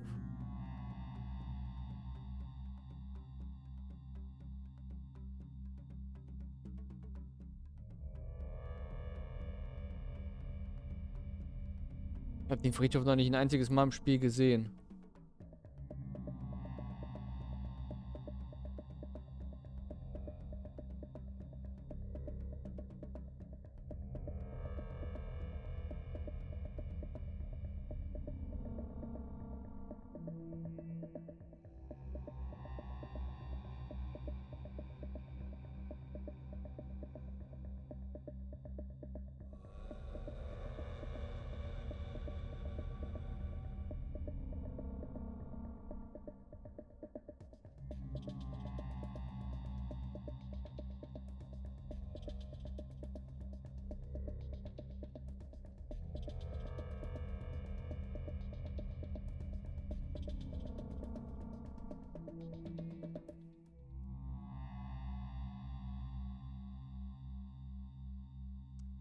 Wo zur Hölle ist der Friedhof?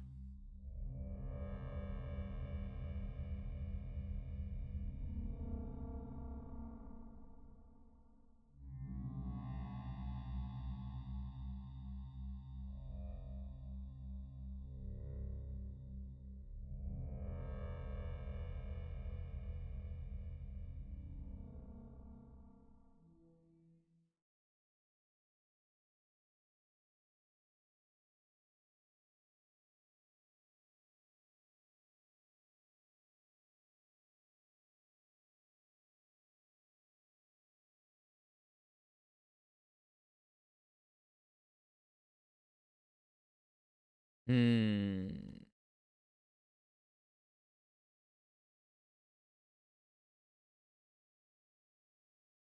Das Einzige, was ich jetzt rausfinden konnte, ist, dass es wohl im Süden irgendwo ist.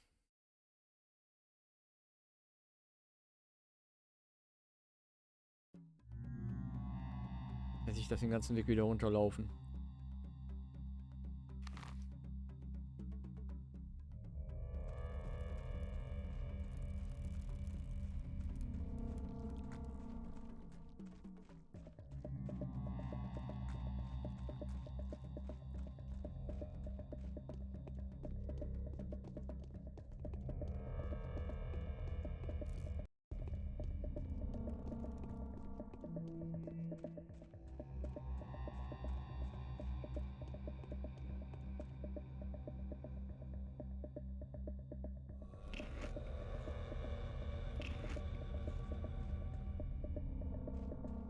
Die Krone ist echt gut.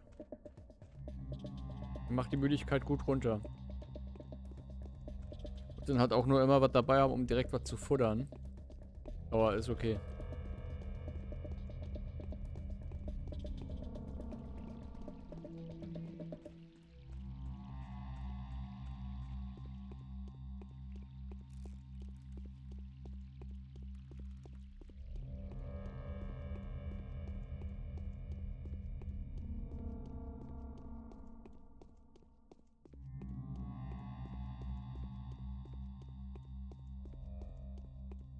Kann aber auch jetzt schon mal sagen, nach diesem Tag, also nach Tag 3, ist definitiv Schluss für heute. Ich glaube auch nicht, dass ich morgen streamen werde. Und ich weiß nicht, was ich am Samstag genau streamen werde. Also wir werden auf jeden Fall Ubisoft Forward gucken, aber ich weiß nicht, ob das dabei bleibt. Oder ob wir hier vielleicht noch weiter zocken oder so.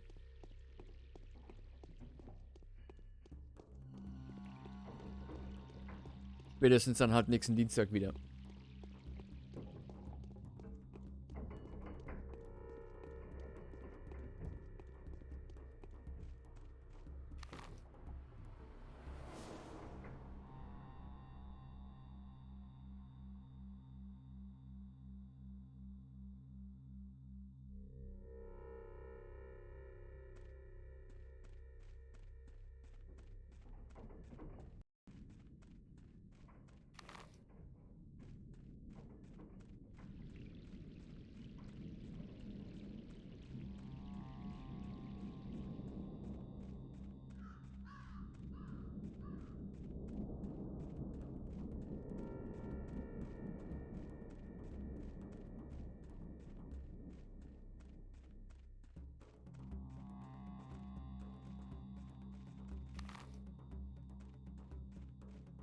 Irgendwo im Süden soll wohl der Friedhof sein. Das ist das Einzige, was ich herausfinden konnte. Im Süden. Punkt. Ich sehe mir mal Tiere. Also Kühe. Wir haben ja schon einen Hund gesehen und Ratten.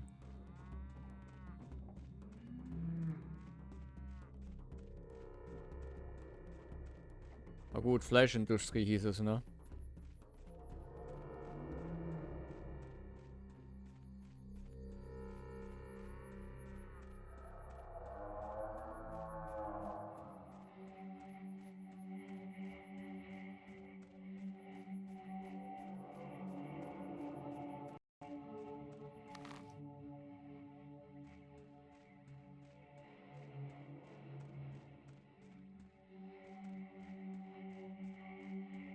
Der Friedhof hinter der Mauer.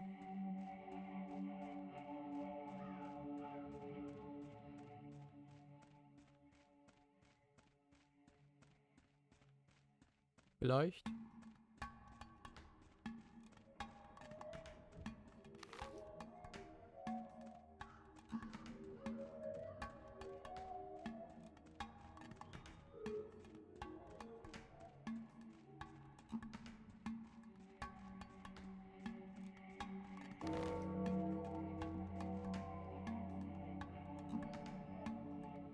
Epidemic written on your recommendation sent for approval. The address of the townspeople. Attention all citizens, following the outbreak of a lethal disease commonly known as sand plague, sand pest and sand dirt, the town authorities hereby declared a state of emergency.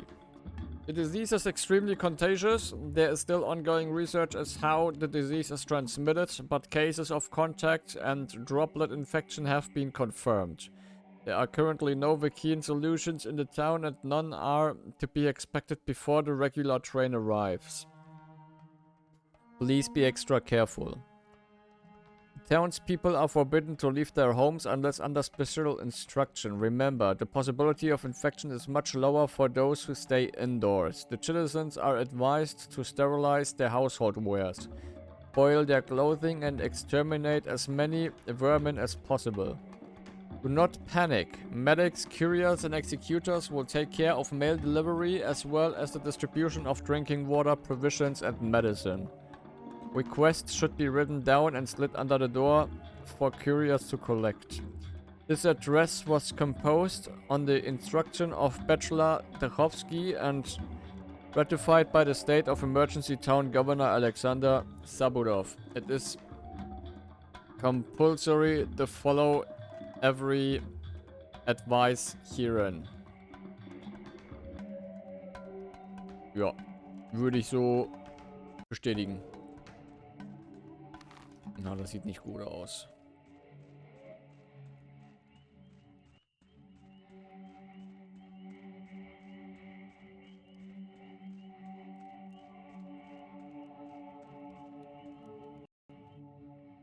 Anything I can help you with, good sir? Was his body brought from an infected district? Yes, we're preparing it for the burial. What's in it for you? I need it for my work. No questions. Did Governor Zabudov forgot to inform you of my mandate? Governor Zabudov? Governor Zabudov is not my commanding officer. I'm a volunteer. Do you get that, Doctor? Or do I need to spell it out for you? Perhaps we could strike a bargain. Ey, come on. Oh.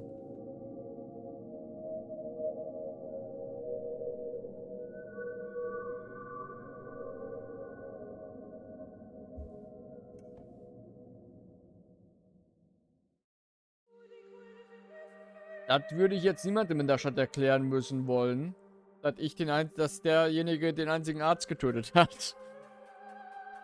Gut, dass ich vorher gespeichert habe.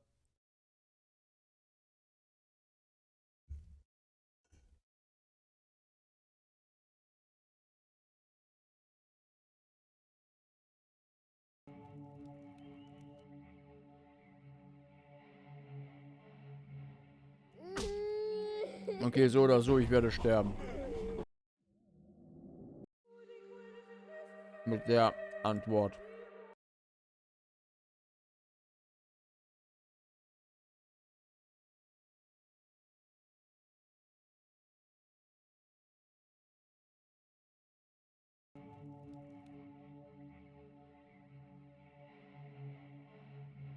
I need it for my work. Ain't that right? Well, doctor's work is vital work, alright. It's not like your body's nudging for fun, right? You're working in the interest of the public. Spot on. 10,000 money and it's yours. Are you out of your mind? I'm not gonna offer twice. You will give it to me since that is my order by the name of Governor Zabudov. Ey. Ich bin hier, glaube ich, gerade bei einem Dead End angekommen. Ich komme hier nicht weiter, glaube ich.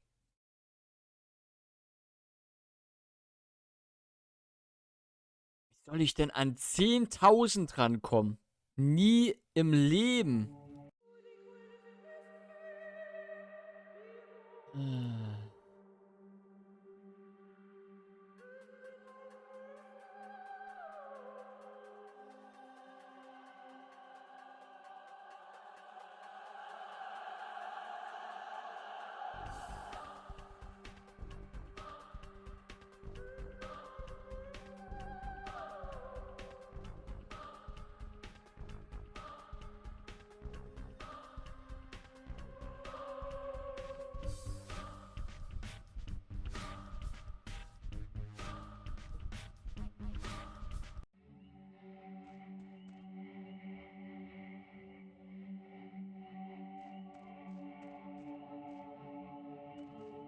Ich habe hier gerade ein ernsthaftes Problem.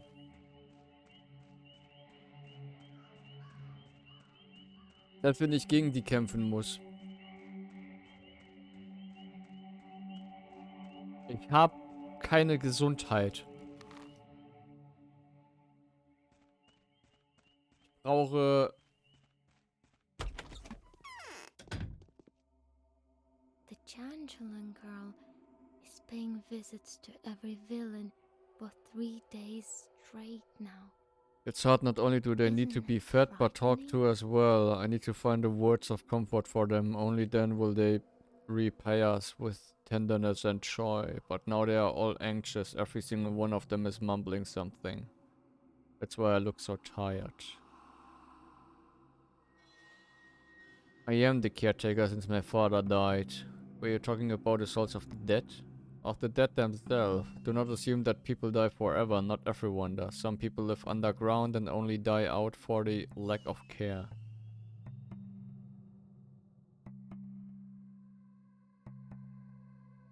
I'm soaking. Ist jetzt aber scheiße.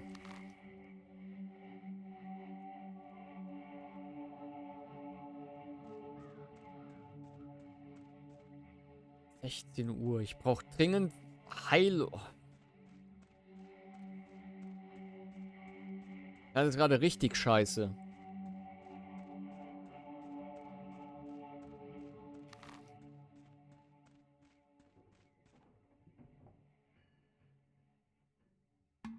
Run on your recommendation.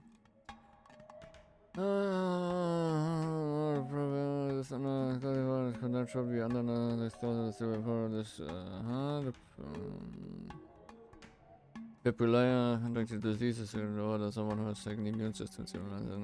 A pills and B pills, yellow colored and blue colored pills respectively provide the best protective effort.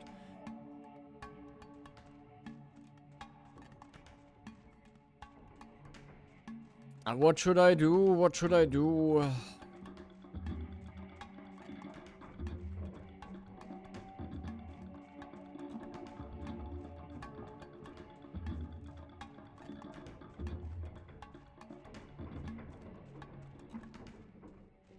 Ich merke auch, wie so langsam mein Hals so ein bisschen kratzig wird vom ganzen Reden und Vorlesen.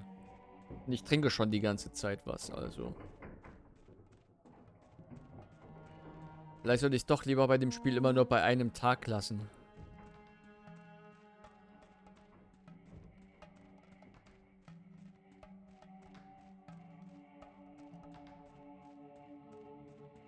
Hätte ich ihn überhaupt um zu verkaufen? Nicht wirklich viel.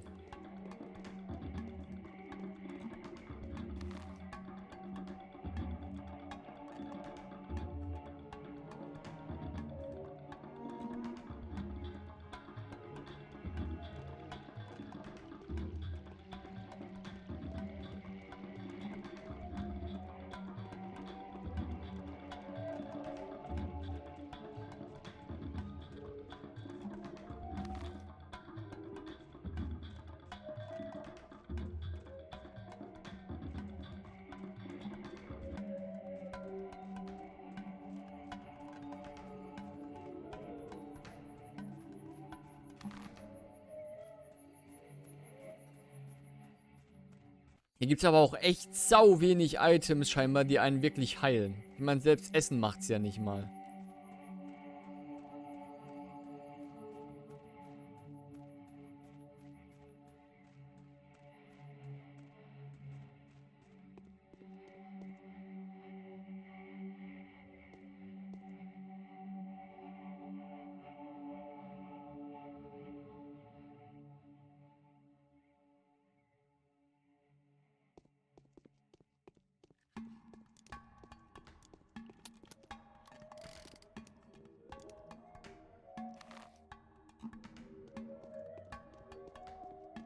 Das ist auch nur für Essen. Kann ich jetzt aber gerade nicht gebrauchen. Ich brauche jetzt ausnahmsweise mal nicht Essen. Essen habe ich noch.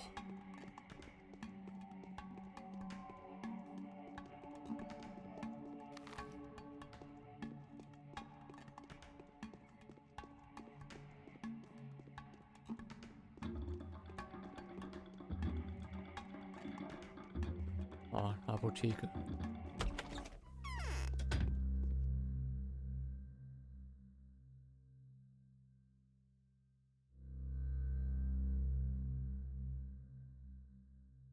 Kann mir das vielleicht weiterhelfen?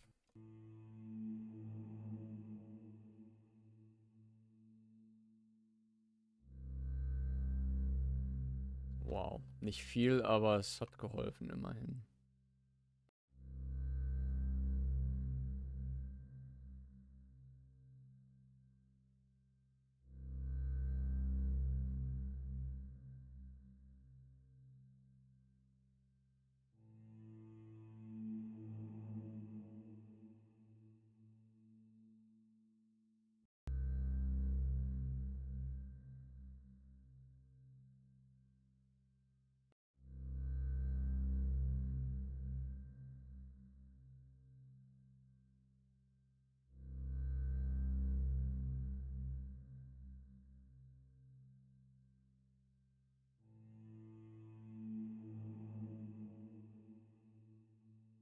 Ich hoffe, das reicht.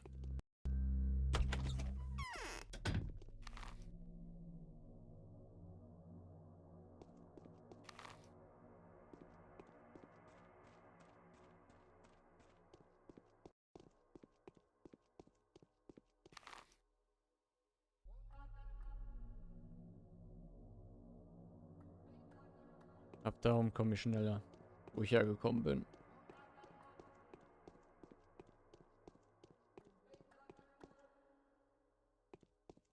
Hab zumindest jetzt mehr Gesundheit. Ich hoffe, das reicht halt wirklich. Ich speichere einfach mal hier im großen Stile, sage ich jetzt einfach mal. Weil wenn ich jetzt dann hinkomme und es war nicht genug und dann wieder zurücklaufen muss im Grunde, weil ich vorher gespeichert habe oder so ein Scheiß, dann wird Victor auf jeden Fall sterben. Wie es scheint. Ich will auch mal gucken, dass ich vielleicht Wasser verkaufen kann. Wie viel Geld das mir einbringt. Wäre vielleicht noch eine Idee. Jetzt ist es zu spät. Jetzt ist es zu spät. Ist überhaupt noch jemand da oder bin ich hier alleine und für die ganze Zeit Selbstgespräche?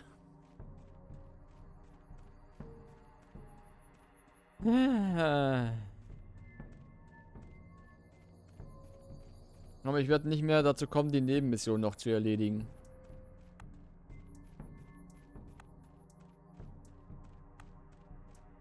Minsk ist noch da. Immerhin einer.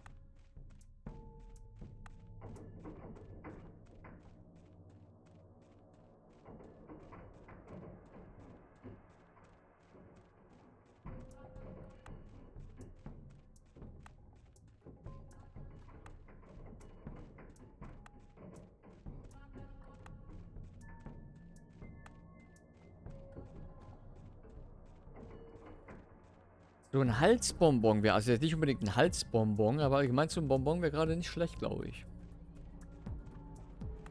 Beim ganzen Reden und so.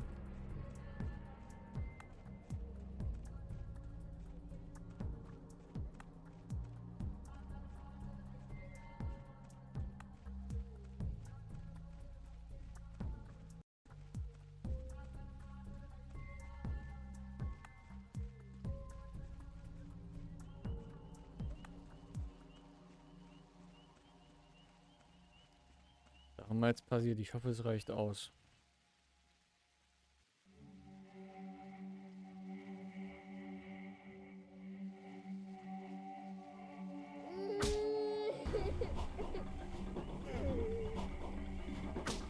Die verprügeln mich voll und ganz.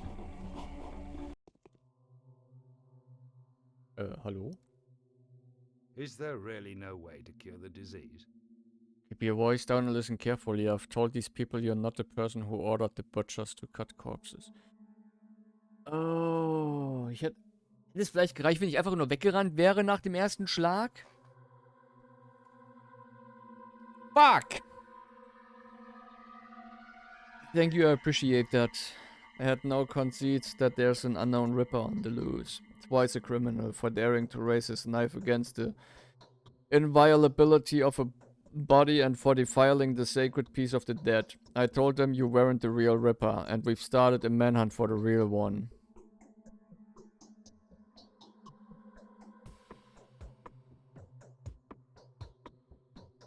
No, anything but this. How am I supposed to look in the eyes of those whom I promised non-interference?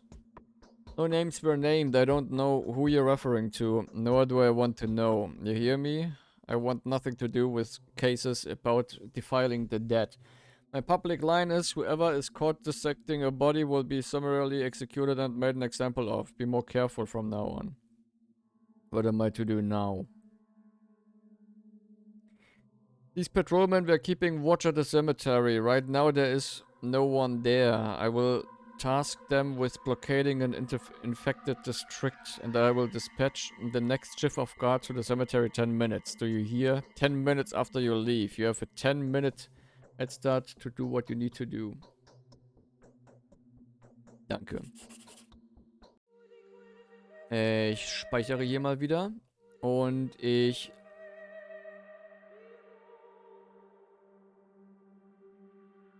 lade hier mal.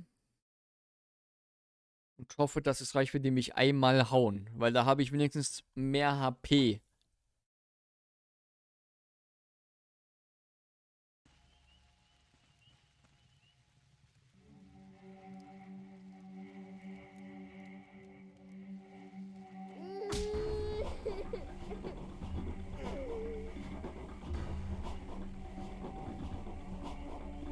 Oh, perfekt.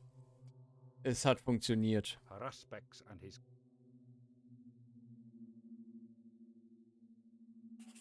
Es hat funktioniert. Ich habe jetzt dadurch mehr HP gespeichert. Also noch mehr HP übrig.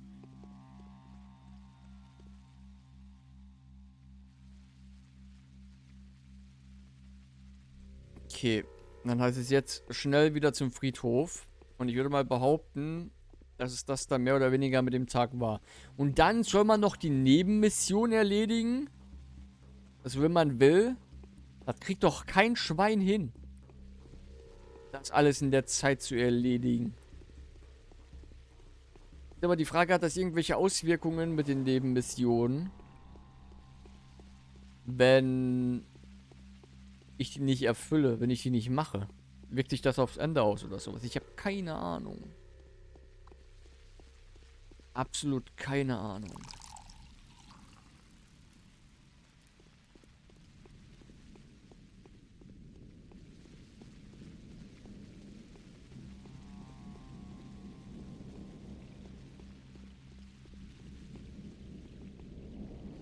Wir haben jetzt noch 9 Tage vor uns.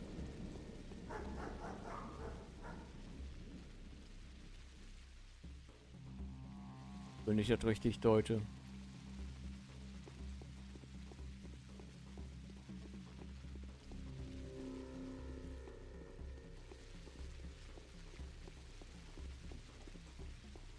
Ich glaube, das wird noch richtig schön in dieser Stadt werden.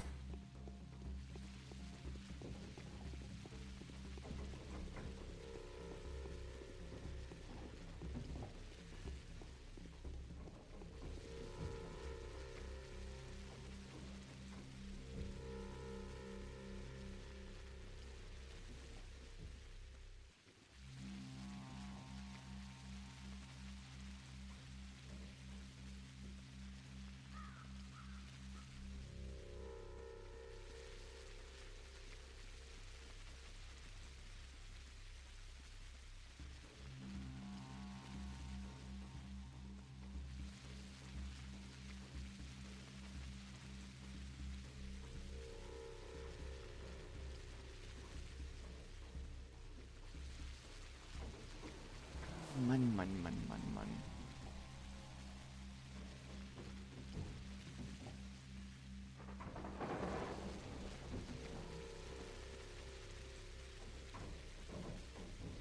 Man macht in dem Spiel eigentlich echt fast nichts anderes, als nur von A nach B zu laufen. Das sind lange Wege. Und weite Wege. Ich meine, klar, das machst du streng genommen in jedem Spiel, wo man den Charakter steuert und rumläuft. Aber das hier ist hier wirklich ein richtig krasser Walking Simulator. Ich habe da jetzt persönlich kein wirkliches Problem mit, aber ich kann verstehen, wenn Leute sagen, ich spiele das nicht weiter. Wenn ich mal so überlege, dass gerade mal 16% den ersten Tag abgeschlossen haben. Noch weniger den zweiten Tag. Ich bin mal gespannt, wie es beim dritten Tag ausschaut. Der wird 100 Pro unter die 10% fallen.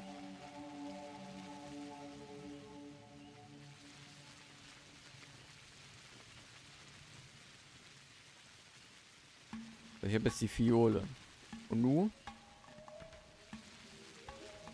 Schätze mal, ich muss die jetzt dann zu... Ruben bringen soll. Wäre jetzt meine einzige... Ja. Einzige, was ich jetzt müssen würde. Wohin damit?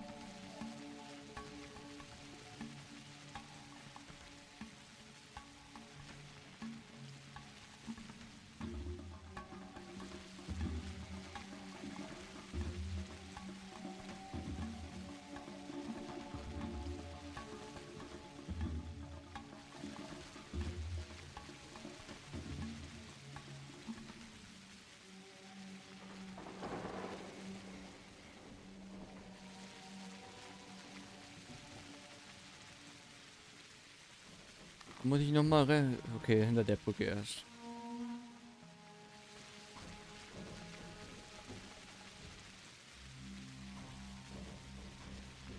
Muss gerade so überlegen, so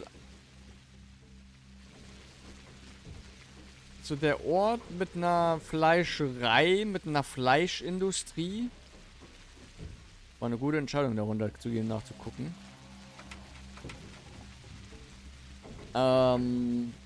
In so einer ja ungemütlich aussehenden Gegend, wo alles so dreckig aussieht. Cyberpunk. Daran erinnert mich das hier. Und Cyberpunk 2077. Wo es auch so eine ungefähre Gegend gibt, mit einer, wo die Fleischindustrie ist und das auch so alles so relativ ungeil aussieht, wo man sich denkt, okay, wenn ich das so sehe, werde ich sofort Vegetarier.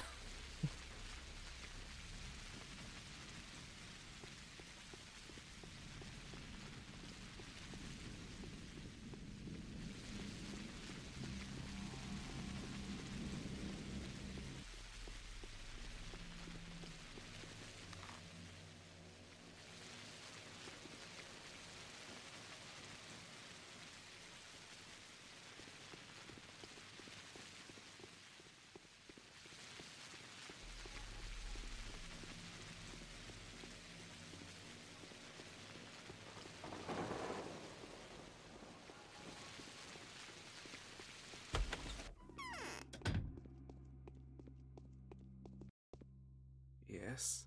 Finally, the operation's been a success, I hope. That depends on the result.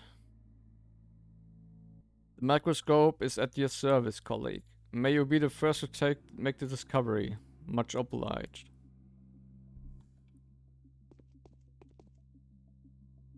Sehe nichts. Ach so.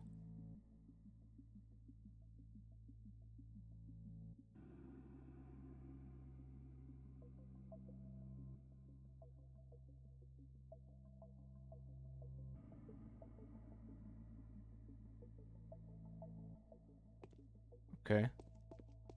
Time is of the essence. So what did you see? Everything's dead. The dead tissue would not allow the microbial culture to survive. We might have tried to force the bacteria to reproduce. The problem is there are no bacteria left. The culture has perished. This is bad.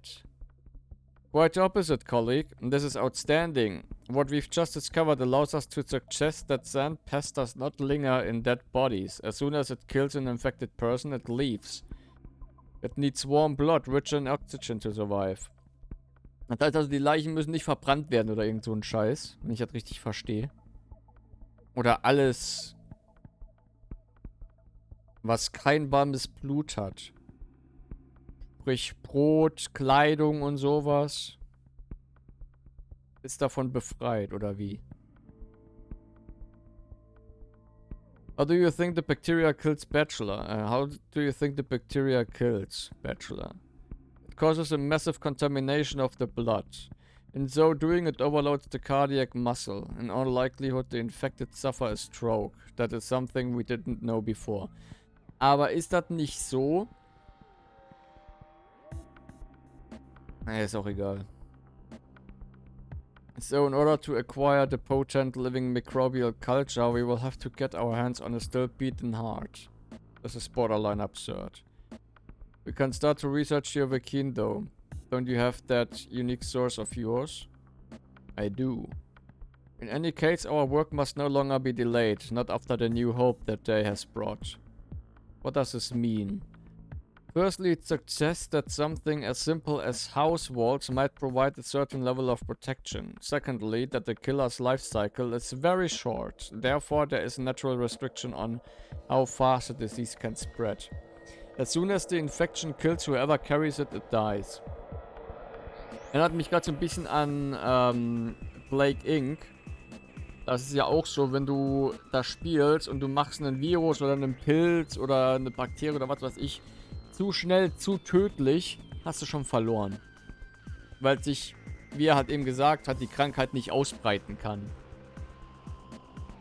This means the disease can be fought? Yes, there is hope. Although the enemy is invincible and obsequious, oder so, it is far from invulnerable. Invulnerable. We have found at least one weakness. Ah. Daily mission completed. The tissue extracted from the corpse did not contain the microbe. It perished together with the host. I have come to the conclusion that it may be possible to curb any spreading of the disease. Full isolation will be essential. Mere walls perhaps may offer some kind of protection. Glass walls in particular. Die Musik hier ist so nice. Oder war nice. Ist ja gerade ausgegangen ist. Also der Kollege, unser Kollege, Victor wird wohl auch überleben. Wie viele Leute, warte mal, wir haben 1, 2, 3, 4, 5, 6, 7. 7 Leute. Wir haben 13 Tage. Das heißt also, jeder könnte im Grunde doppelt auf der Liste stehen zu sterben. So gesehen. Habe ich aber noch 2 Nebenmissionen. To battle went the boy.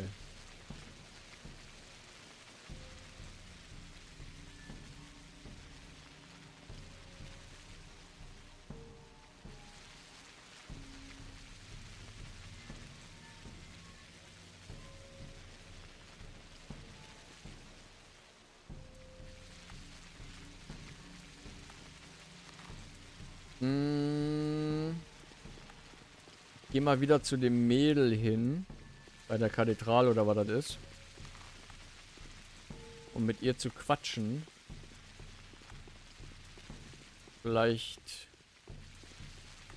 das die Antwort. Hey, getestet haben wir es ja am Grunde. Wir haben es ja sofort genutzt.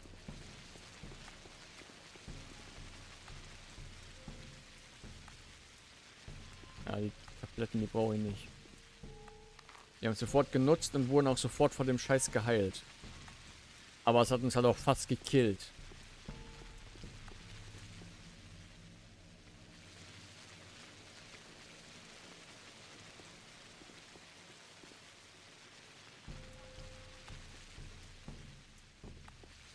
Frag mich, was das halt wirklich bringt. Für irgendwas wird das ja gut sein. Noch, hoffe ich. I am so Is it worried really about that. local? I found a boy. Is everything alright with him? He's not sick, is he? He's not, he was lucky. I find the caches as soon as possible and retrieve the poison. Do you know of any other places? The only thing I know is that the caches were mostly hidden in suburban houses, but these houses could long have been inhabited by the people coming from the cemetery. I also know that the two caches were called the Mildew and the Dovecot, but I do not know the locations. Wait, are you going to test them on your own? They might be useful. The Schnauders are extremely determined to one's health, but they do eradicate the infection. Is this a mere coincidence or did the children compound a cure? We will never find out. Okay, das haben wir zumindest schon mal erledigt jetzt. Das ist schon mal gut. Aber was ist hier mit The Body of the Immortal? Is agreed to protect, but only if the Kinds withdraw their demands from his family. Meanwhile, Victor insists that I invest. Soll ich vielleicht mal wieder mit den Victors reden? Mit den Kinds meine ich, nicht mit den Victors, mit den Kinds.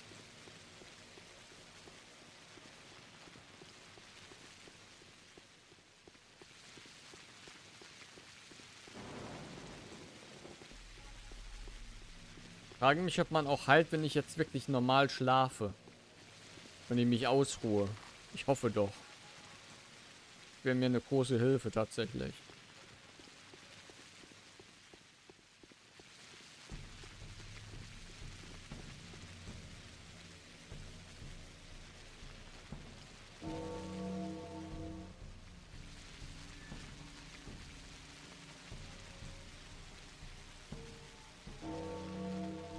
Ich kaufe auch Shotgun und Sturmgewehrmunition, wenn ich das richtig sehe. Die Kinder, die sind mir nicht ganz geheuer.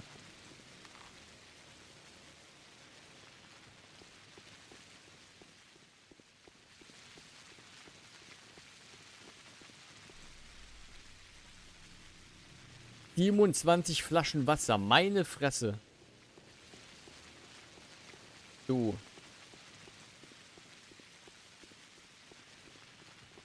Ich hoffe, du hast was Nützliches von mir, damit wir tauschen können. Ich habe zu viel Wasser bei mir.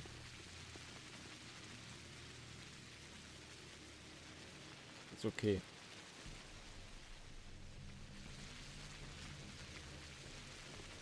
Ist ein Anfang.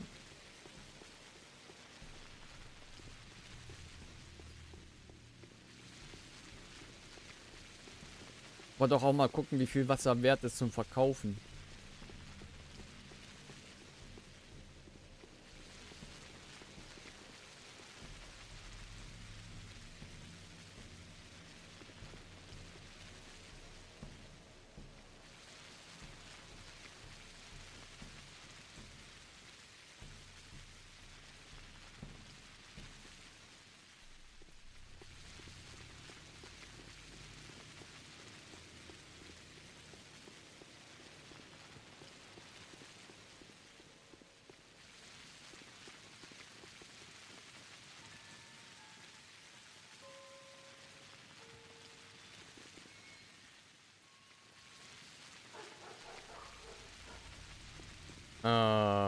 Lass mich mal wieder mit dir reden, Mädel.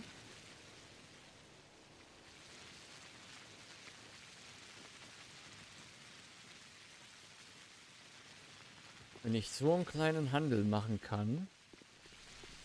Wie viel ist das wert beim Händler?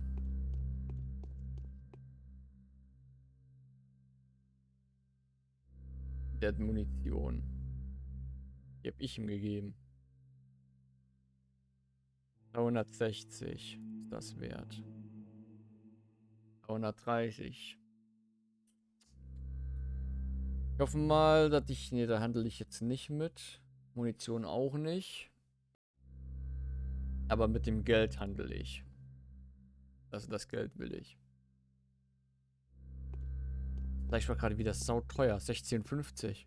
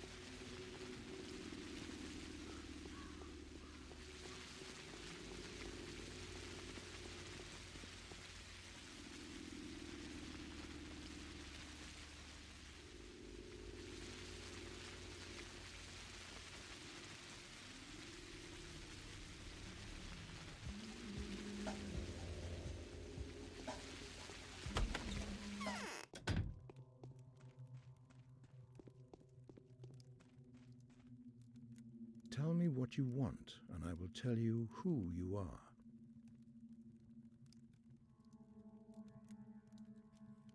I will richly reward a friend that finds Simon's body for me, and I will squeeze the last drop of blood from the Mongol who stole it. I have a favor to ask of you, Judge.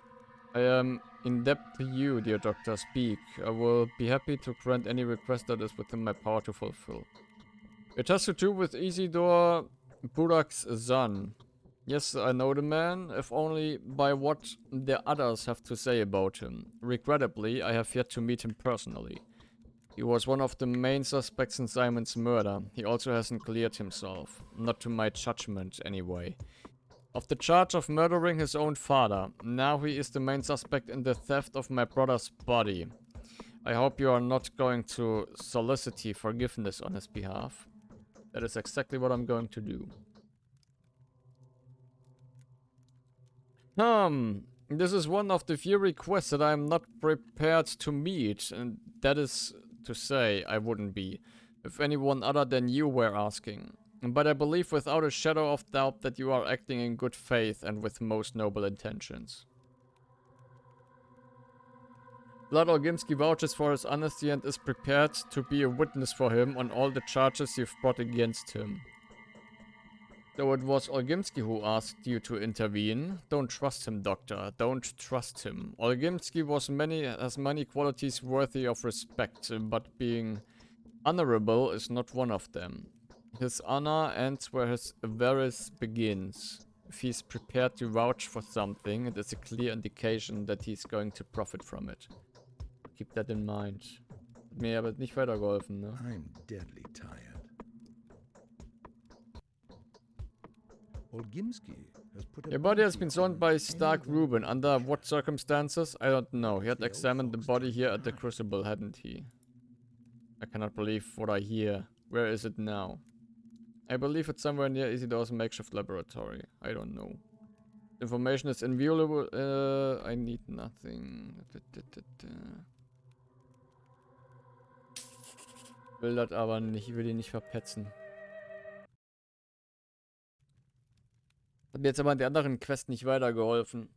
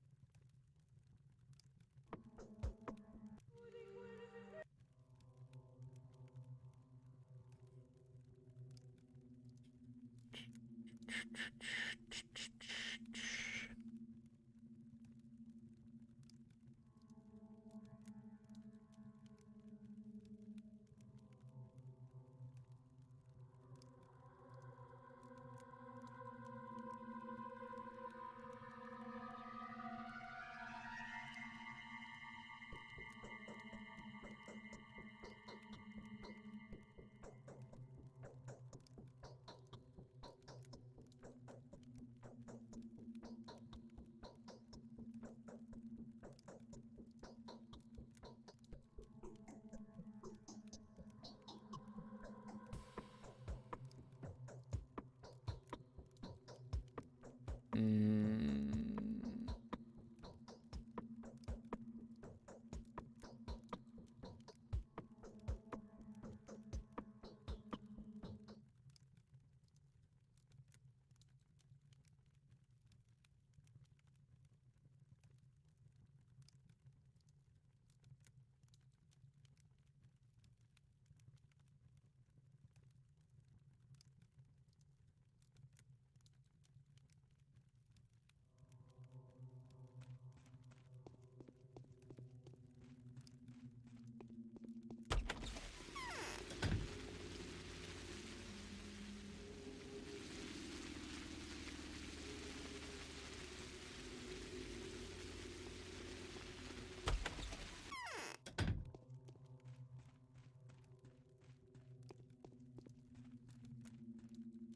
Is this disease indeed as deadly as they say?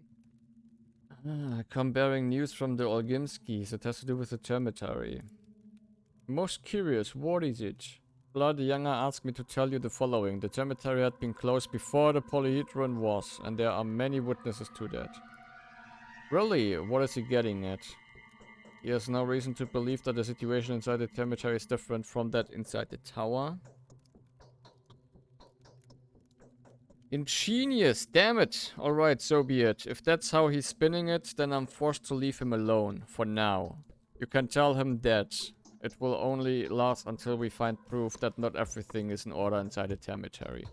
Ja, glaube ich halt auch. Warum sonst sollen diesen Tag bevor die Pest losging, dicht machen?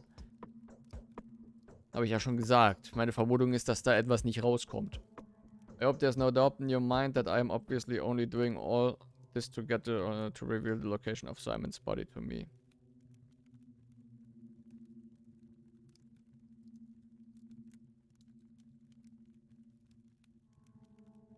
Perhaps you might order your son to open the polyhedron so that Olginsky agents could inspect it.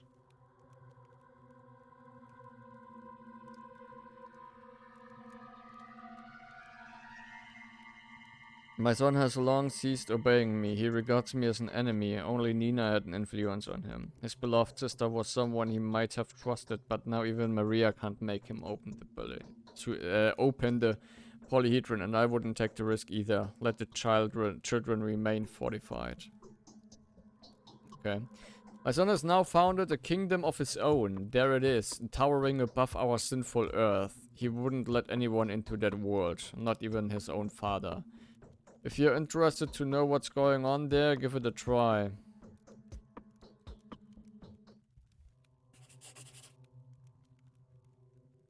Agree to withdraw the demands at once. He does not want the tower to be implicated. They seem to be hiding something there, but whatever it is clearly not the disease. Moreover, I don't think I am the one they are trying to deceive. Perhaps I could use this whole affair as an excuse to sneak into the mysterious tower across the river. Ist das da, wo ich heute schon mal hoch bin? Das Ding da hinten?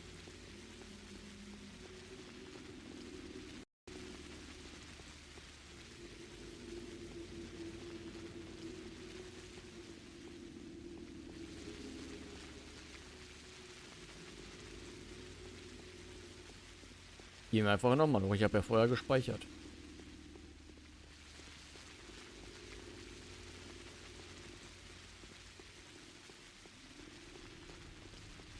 Aber bevor ich dann pennen gehe im Spiel, werde ich nochmal einen Laden suchen, um mir was zu futtern zu kaufen, bevor es nämlich morgen nochmal teurer wird auf einmal.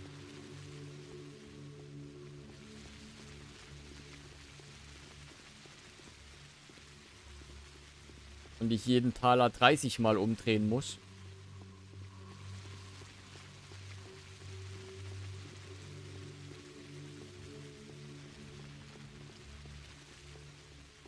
Ich höre, dass es regnet, aber ich sehe den Regen nicht mehr. Ah doch, ich sehe ihn noch. Da oben zumindest.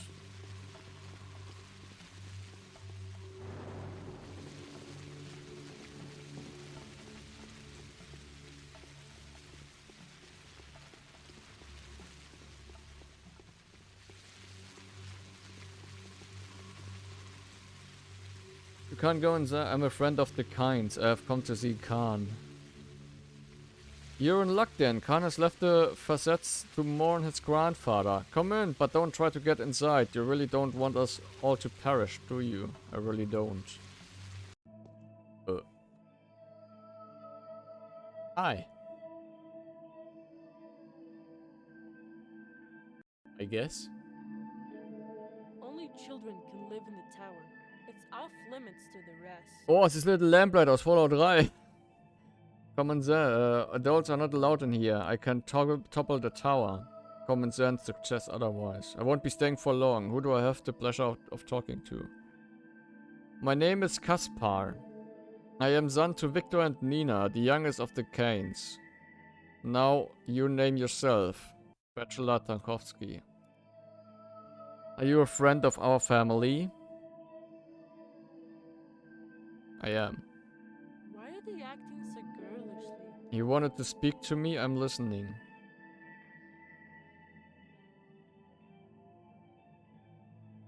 I'm the one who's listening, boy. Tell me about the structure. It's a mystery. You won't be able to fathom it. Do you see the walls? Yes. I thought so. We children do not see them. What? There on the left is the coast of the New Z. Behind you are the cleft islands. Behind my left shoulder, the knot of the 5 footpaths.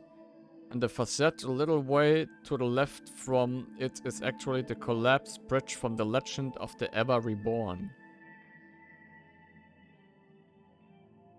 I see now, it's a poetic allegory. You're all dreamers in here. What are the walls you see made of, guest? Looks like paper to me. Strange, very strange. The average thick-headed grown-up sees mirrored surfaces. It's the reason they're calling this the specular tower. Each person only sees an infinite series of their own reflections. That was the design. Are there really 1,000 children in here? Yes, but they're all on the other side of the facets. You can't see them, but they see you clearly. The facets are a reliable barrier. Against what? You're doppelgangers. Everyone who comes from across the river. I don't have any doppelganger. You do, 2 of them. Also endeavoring to save humanity. Das sind die anderen beiden Charaktere, die man spielen kann, oder? At least that's what they say. Every word they utter mirrors yours. And so far, they've caused nothing but harm. What kind of harm? Our salvation lies in repose and silence. Our town must stay still now. Freeze like someone who's stirred up a nest of venomous snakes. Then the disease will abate and burn up in its own flames. I was told these were your words, were they? Close enough, but what do my doppelgangers have to do with anything? They make people uneasy. It's because of them that no one stays put. Disturbed by the Harrisbeck's actions and the changeling's barmy preaching, people start fussing and end up laying their lives upon the altar of the common god. We children will not listen to you. Why? What did I do to lose the trust of the children? I'm protecting our world. We were doing just fine without you. We can handle this plague even if it spells the end of the world. Did you want to check that this place is clean? Have a look around. It is clean, I promise you. But I won't let you in, wise bachelor. No offense. Are you sure? You may mean well, but you bring evil and destruction all the same. This town is too fragile for your thudding steps. Your heavy hand will crush us all, even if you were only grabbing us in order to pull us out of the abyss. Go in peace, everything's alright here. Will you promise to let me know if anybody becomes sick? I promise, I'll be happy to talk to you anytime here at the Agate Pit. And if something terrible happens inside, I'll be the first to shout for your help. That's reassuring. The child speaks like a grown man. His manner leaves an impression. Could it be that Olgimsky is right? If the cemetery is protected from any external influence as diligently as this tower is, I can exclude both buildings from my inquiry for now. Okay. Und du?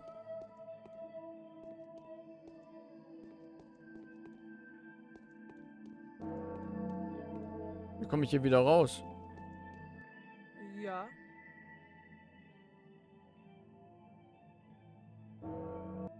Ja. Komme ich hier wieder raus? Hä?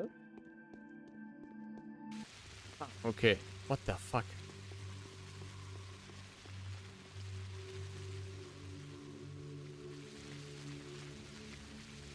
Ich nehme mal an, ich muss jetzt wieder zu verladen, ne?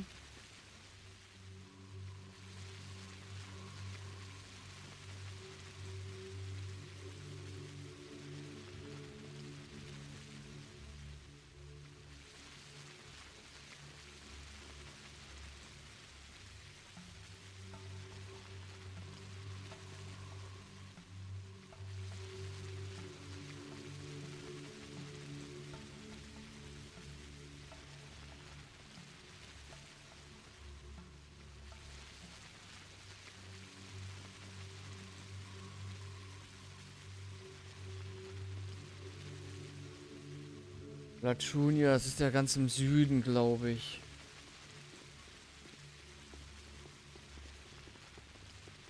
Wie wieder eine sehr lange Nacht, Leute. Habe ich noch eine Zitrone? Nein, habe ich nicht. Hat das Spiel eigentlich Fallschaden? Mit das. Da muss ich ja erstmal austesten, ne?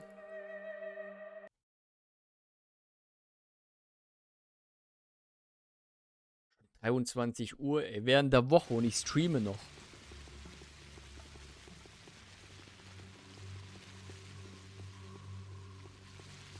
Mann, Mann, Mann.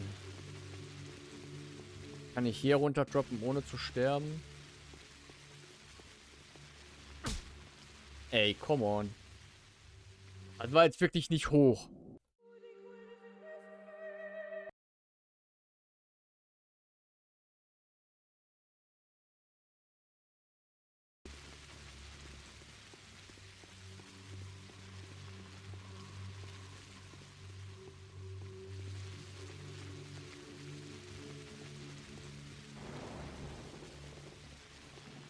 Das ist wirklich verrückt.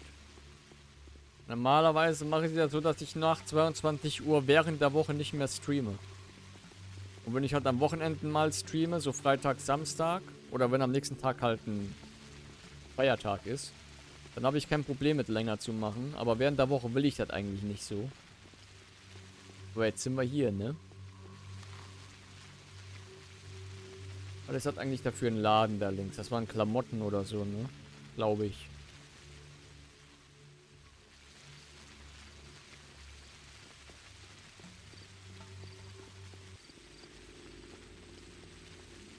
Ja.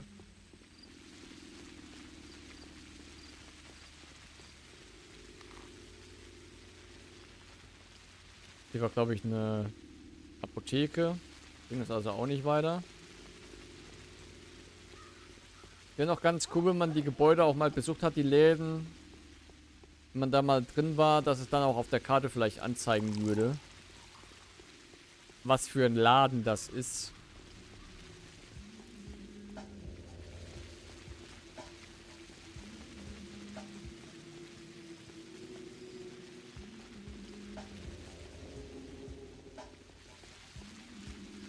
Wie langsam der die Knarre auch zieht, ne?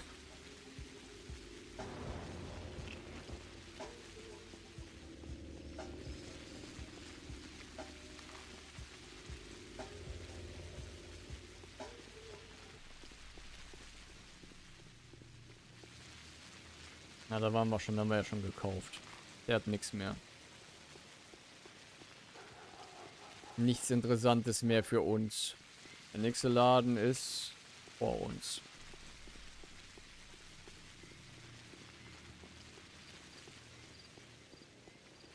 Eine Apotheke, die ich jetzt ausnahmsweise nicht brauche.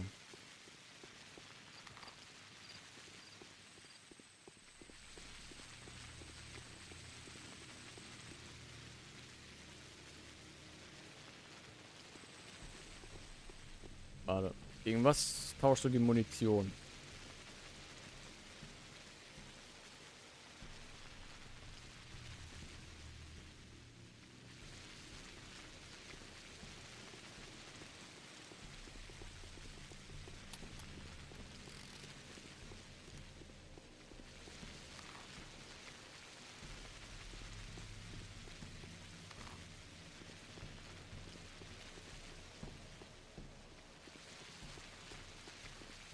Auch ein scheiß Klamottenladen.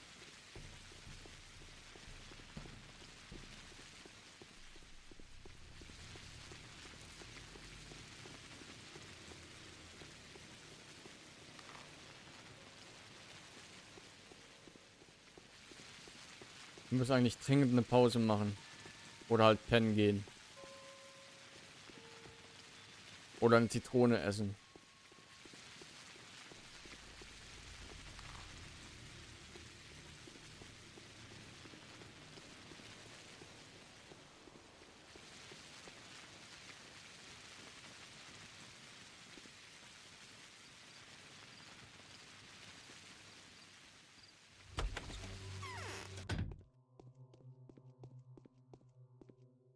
Interest speaks all sorts of tongues and plays all kinds of characters, even that of disinterest. There are some very peculiar attitudes about the dead in your town. Yes, they are derived from pagan superstition. The body is considered to be the sum of all truth. The ligaments keeping it whole. To be the ligaments of the universe. It must not be taken apart without the knowledge of how those dissections cuts will reverberate in the makeup of the universe. And you share in that superstition. The body is a self-contained system. Sometimes it's fascinating to take note of how ingenious its natural design is. Not a single useless part. Even atavism, such as the Cottages, serves to add certain charm. Everything is in harmony. But the system is easily disrupted. Yes, when an alien object interferes, like a bullet, a knife, or a foreign organism. Is it true what they say about microbes being sentient? Age kills a person even in a perfect environment. I have devoted my professional fortunes to this regrettable fact. Simon has proven otherwise. The kinds used that as a foundation for a new era. Incidentally, I don't understand what Georgie's frustration. What does it matter if Simon was undone by a murderer's blade or by an infectious filth? Both things are equally foreign interference. Correct. Where did those lazy bastards go? The man has settled the matter. I keep my word. Honoring the venerable Simons remains in our mutual goal. We are bounded by the same grief. There's a Ripper. Perhaps even more than one. On the loose, in the knots. I think they're runaway butchers. Runaway butchers. Or those few who were unlucky enough to find themselves outside when the cemetery was blocked off. Now they're hiding in the town. I believe they're stealing the dead to use their bodies for divination. They have their own future-telling techniques. Where could they be hiding? To be honest, I'm not sure myself. One curious young man managed to trace their path. It seems they have been carrying the dead to the spleen district. I'll mark the house on your map. Danke. They resist them, I allowed to kill them. Not only kill, but take whatever possessions of theirs you may find in that house. Oh, ich weiß nicht, ob ich da überhaupt hin will. Ich glaube, ich gehe erstmal nach Hause. Meine Extortion ist halt mega hart oben, ne?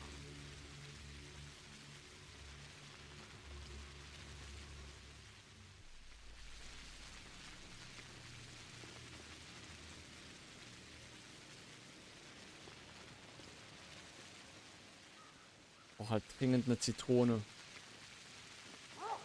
Ich mache jetzt einfach mal weiter. Mal gucken, was passiert. Ich habe ja vorher gespeichert.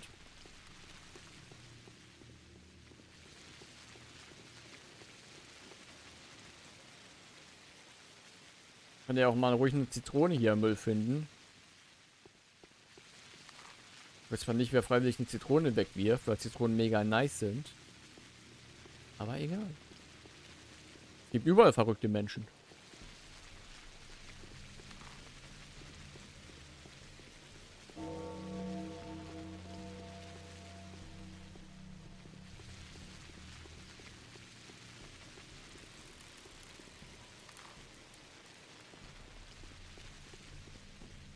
Irgendwie ist nachts gerade niemand mehr draußen unterwegs.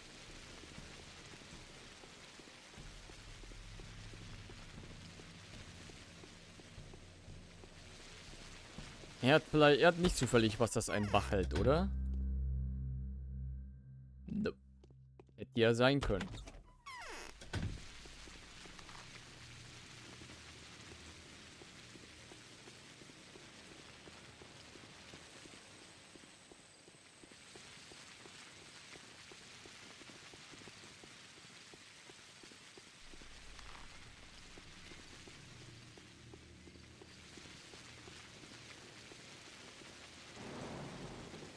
Oh, da vorne ist noch ein Laden.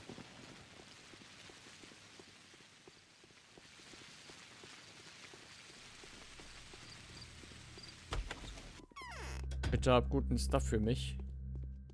Dann habe ich auch was Gutes für dich. Ah, da nicht! Habe ich auch nichts für dich. Weil vielleicht ein bisschen Zeug, das man verkaufen könnte. Davon habe ich auch nicht viel. Lohnt sich nicht.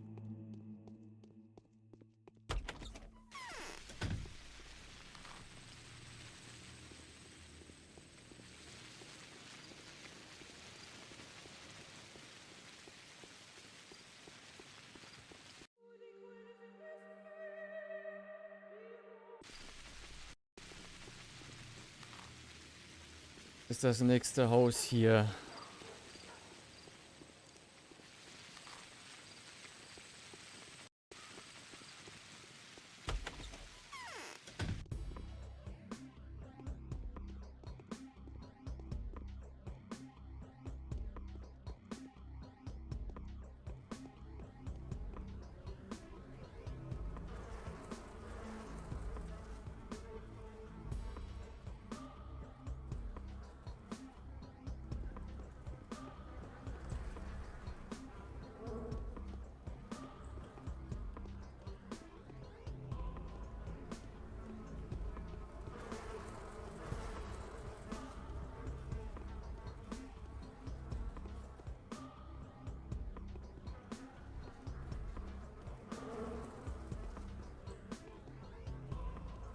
Müssen die wohl oben sein oder der?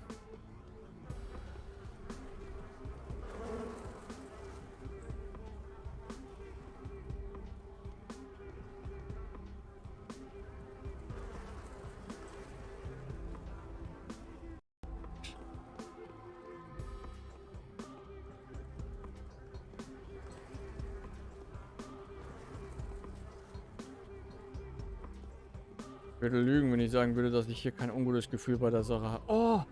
Genau die geile Heilung, die ich eigentlich gesucht habe die ganze Zeit. Hallo?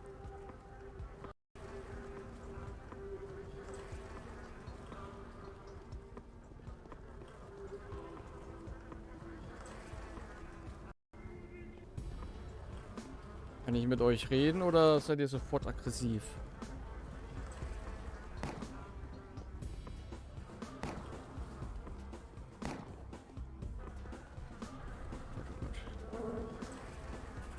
Oh! Das ist schlecht. Das ist gerade richtig schlecht. Laufen, laufen, laufen, laufen, laufen. Welches leer? Aua. Hier oben ist nix.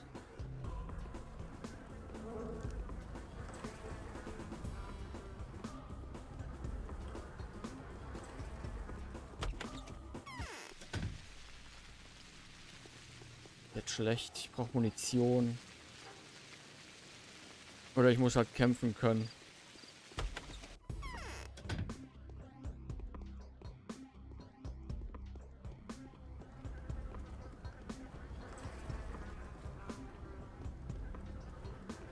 Jetzt sind sie weg.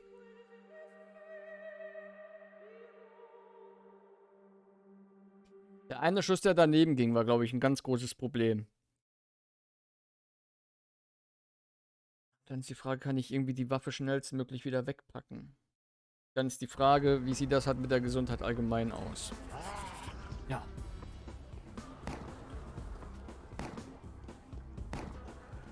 Wait, wieso? Okay, ich glaube, die Nebenmission, die lassen wir sein. Das hilft nix. Ich glaube, das hilft hier nichts. Dass man auch nicht sieht, wie viel Schuss man noch übrig hat. Das hat's Gloomwood besser gemacht, dass man die Waffe, ne, dass man das Trommelmagazin überprüfen kann.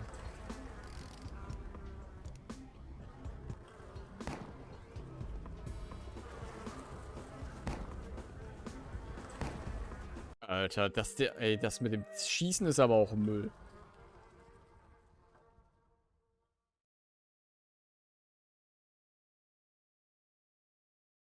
Dass man nicht richtig zielen kann.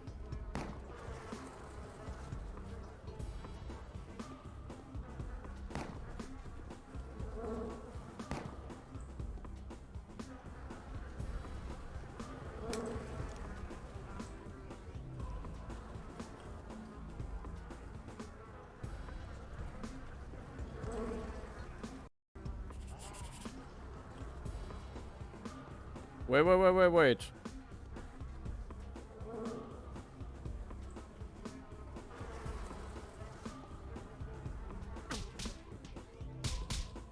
Alter, hat der mich weggeboxt. Blocken hat ja gar nichts gebracht.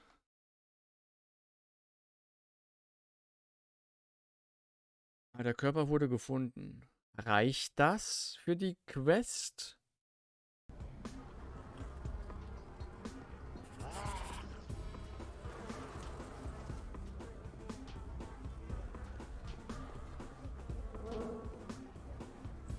Mach dich fertig, Junge.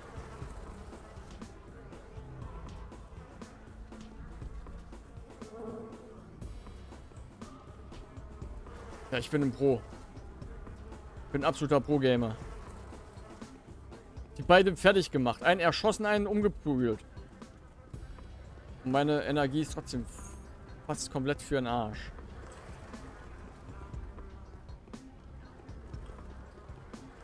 Und was jetzt?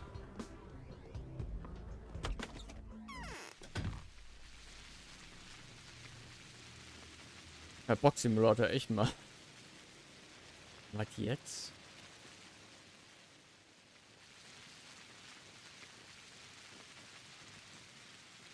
Ich würde fast schon sagen, zurück zu den Kains. Und dann sofort aber... Oh, ich muss hoffen, dass ich das noch überlebe, ey. Also wenn die Exhaustion maximal ist.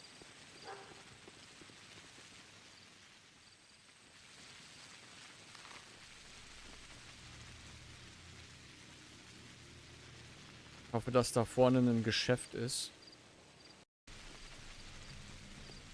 Für Essen kaufen und dass die vielleicht noch eine Zitrone haben, an die ich rankomme.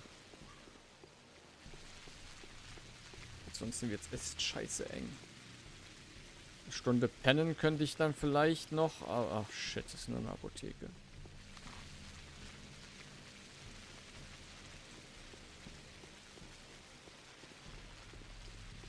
Ich glaube, ich gehe eine Stunde pennen.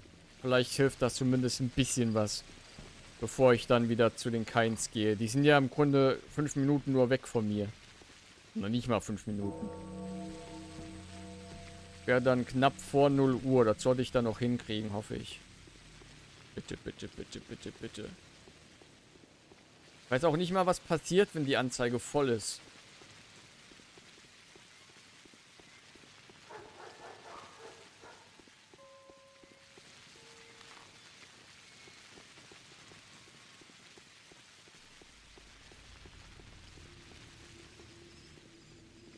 Oh, Boxen war gar nicht so schwer im Nahkampf.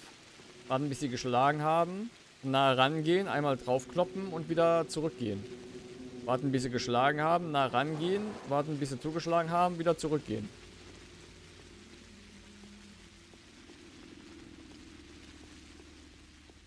Nein, das liegt direkt auf dem Weg, ich Depp. Ich hätte sofort mit ihm reden können. Egal, egal, egal. Wir schlafen jetzt eine Stunde. Hoffentlich hilft das. Und reicht hoffentlich auch.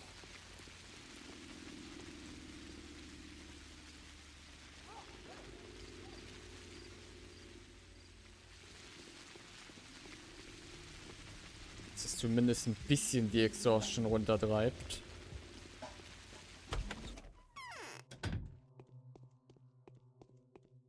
Bitte, bitte, bitte, bitte, bitte. Es tut es. Och, perfekt.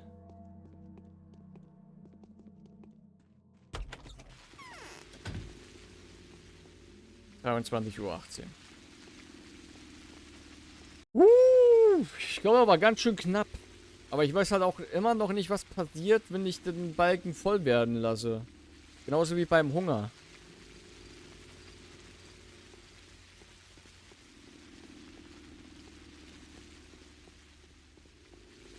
Aber ausnahmsweise ist es mir auch egal.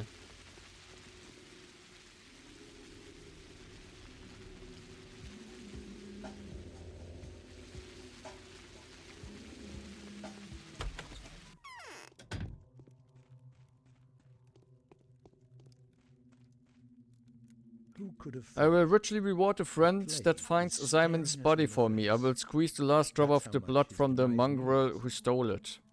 I found the body snatchers and they were runaway butchers. Did you find the body? A body, dissected and disfigured. However, I find it hard to believe that it once belonged to your brother. I'll show you the building where I found it. I'll send my people there at once. You have my gratitude. Be cautious.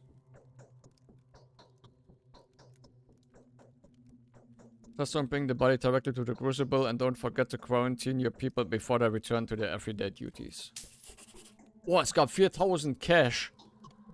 Dich aber richtig gelohnt, durch den Stress zu gehen. Nice.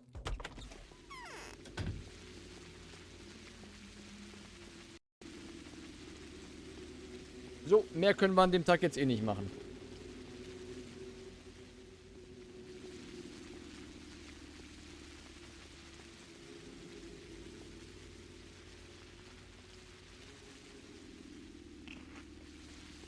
Alter, das Smoked Beef Meat Zeugs da hat ja richtig viel Hunger runtergedonnert. Glaube ich. Sah so aus. Ich weiß es nicht, hab nicht aufgepasst. So, dann kommen wir aber mal langsam zum Ende. Gehen jetzt pennen. Ja, dann kommt noch das Theaterstück und dann war's das aber für heute. Lange genug gemacht.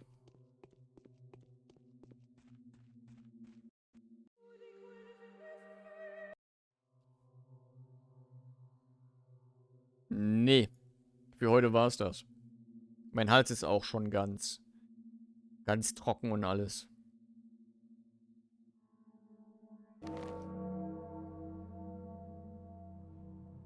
The day is over. Your timely efforts allowed your supporters to remain unharmed. A new mime performance is being rehearsed at the theater. Das gucken wir noch. Oder auch nicht. Scheiße.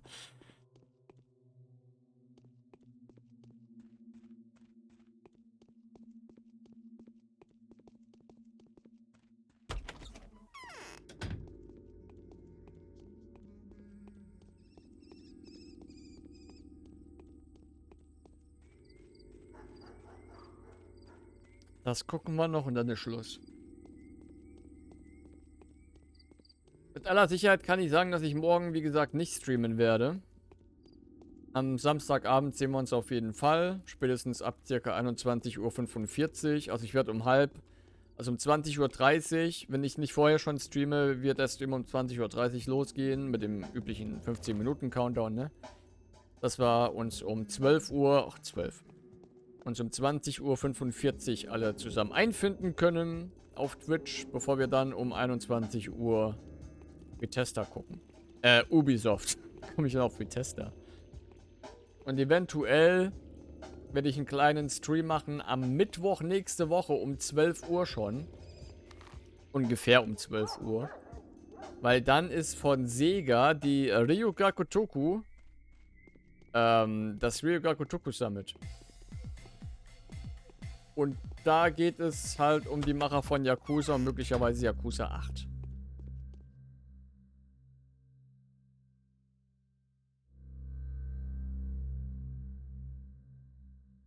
Das Ei ist ganz schön teuer.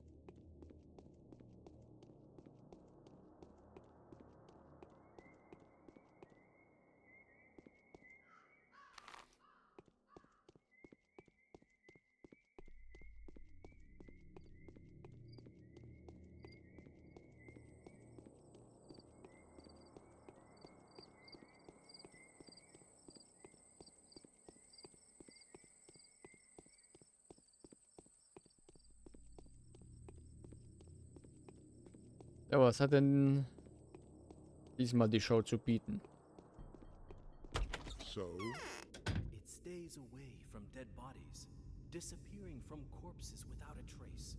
It's been established that you can outweight it if you're careful and discreet. The glass will keep the best, as it's supposed to. What does it mean? It means we have a fighting chance. The infectious agent only sticks to living matter and is repelled by dead surfaces. Those who remain indoors are more likely to survive. Scurrying and making a fuss means death. All in all, we can fight. You self-serving jerk. You've got your own agenda, haven't you? You're always up for a fight. You just need an adversary. What about the people?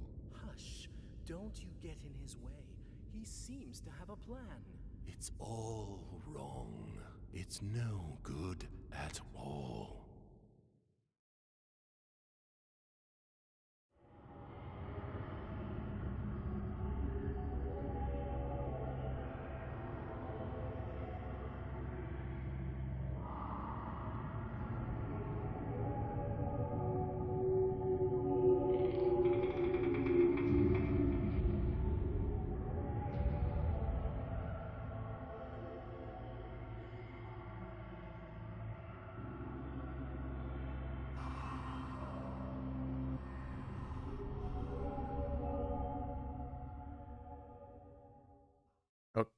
Okay. Fragezeichen. Aber gut, Leute. Kommen wir zum Ende heute. Ja.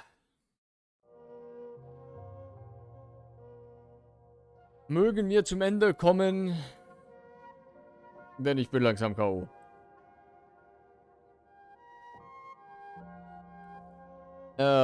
Ich sehe gerade, Raiden brauche ich nicht. Weil es ist niemand mehr online, den ich raiden könnte.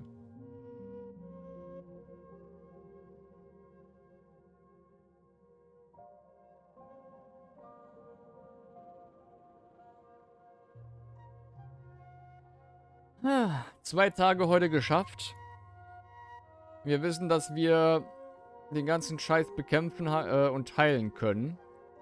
Ist ja schon mal was Positives. Eine positive Note, mit der wir hier zum Ende kommen.